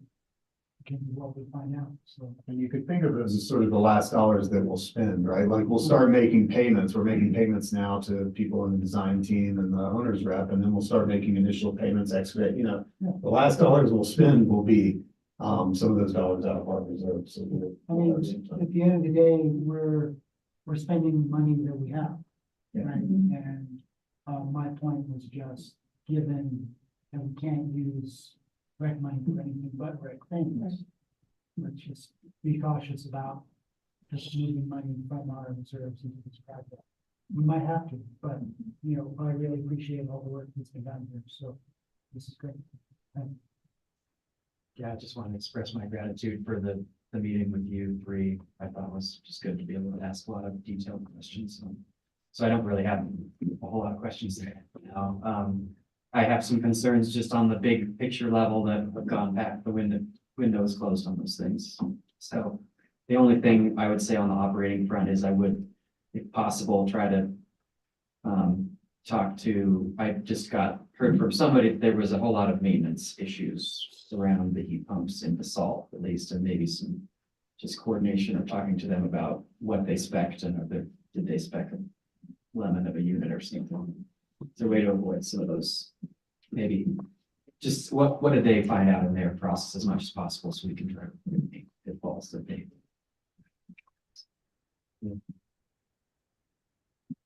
I don't know where I'm going. America has something, Lonnie has something, I can build comments. Yeah. Okay. Go ahead. Oh, you want me to go? I really appreciate all the work around the contingency effort. I mean, wow, really. I get a much bigger sense of confidence knowing that we're slowing down when we're in contingency. we're gonna find things that we didn't expect. And I mean, it's just the way things get built. So I really appreciate the thoroughness that you guys have put into this. And I appreciate all the work that's, you guys presented. Thanks. Yeah, I'm thankful for the individual time spent as well. I had a lot of my questions and concerns alleviated. I do look at the recreation set aside as a set aside for just that. It's a startup cost, right? I mean, you're entering into a larger scale operation than we've been with before. And so it's just prudent to keep these funds aside for at least, I would say, 2 cycles of operation, just to make sure that everything is covered and you understand well what it's going to take to make this a successful project. So I feel pretty strongly that those are reserved and not really looked at too closely at this point, and really focus then on the capital campaign and other resource opportunities, and leave this aside for now. Thanks. Yeah, I'll echo appreciation of all the detail provided. And then I did get a little bit of a, sneak preview of this at the, I'm gonna call it the DAG meeting, but I'm trying to use acronyms. It's not Science Advisory Group. meeting that I've been added to, so I appreciate that. And Andy and Taylor, I appreciate you guys adding and incorporating some of the feedback that I had ahead of time. On what I wanted to bring up, Eric, was if we're looking at those operating expenses, it feels like one of the key factors is also whether we include that, trellis and then the PV on the trellis, because that's really what starts to offset a significant amount of our electrical costs. And then that way, and I did ask them to include this grant on here, because this is the federal funds that, a commercial business gets a 30% tax credit. So this isn't something that a grant writer has to go and submit. This is like, we do these projects, we will receive this funding from the ITC at the federal level. So I thought that would be notable so that we just know, since it's an adult, if that $200,000 investment, which it would be after 30% off both those items, is worth investing in now to save some operating costs down the road. Plus it looks really awesome on rendering. So it's something I'd love to see us figure out a way to get back in. And that might be one way that we can help justify is tapping those, paying for it so that we're not spending all of those additional funds on utility bills in the future, because we will have an all electric system. So, so I just wanted to bring that up and just point out the kind of nuance of that it's, while it's a grant from the federal government, it's not reliant on a group deciding that we deserve it. It's a little bit different. And then agree on the contingency components. And I don't know if we're going to get too much of the details, but what I also really appreciate that the design team worked on is that the ad alternatives we've reached a point where we can still have them in the design. We go through permitting and then decide later that like, okay, we're going for the cheaper fence. We're not going to do those fence upgrades, or, they're all components that I think our community would really appreciate, particularly the aquatic play elements, but they're not required at the beginning of the process. So I would support us continuing to leave them in and seeing where everything falls. Any other thoughts, questions? Anything else from the design team, staff, people online? You guys got a chance to see the updated images and stuff. You were able to see, okay, good. The ones I sent today. Yeah. Okay, great, because I missed getting those in the packet. That's for me. So, yeah, so I'm glad you got a chance to look at those updated images. And they did a good job of just showing, with adults, without adults, just to give you that visual of what we're talking about and why we feel that adults are integral to the project. We need to raise some money to figure it out. So. I think ultimately we should take a vote tonight. There's a recommendation to move the schematic design documents into final design and construction documents. And then it's got another line that, assuming the guaranteed maximum price corresponds with the presented project master budget, approval to proceed with the project. So if somebody would like to make that motion, or if we need to discuss further, we can do that. I'll move according to what Ben just read. Recommended motion in the packet. Yes. Second. Any further discussion? Okay, all in favor, say aye. Aye. That was a yes? Dramatic. Green light. Green light. It seemed like we were headed in that direction, so motion passes unanimously. Thanks, everybody. I think this is really important, and we know how much work has gone into this from staff and the design team and the community.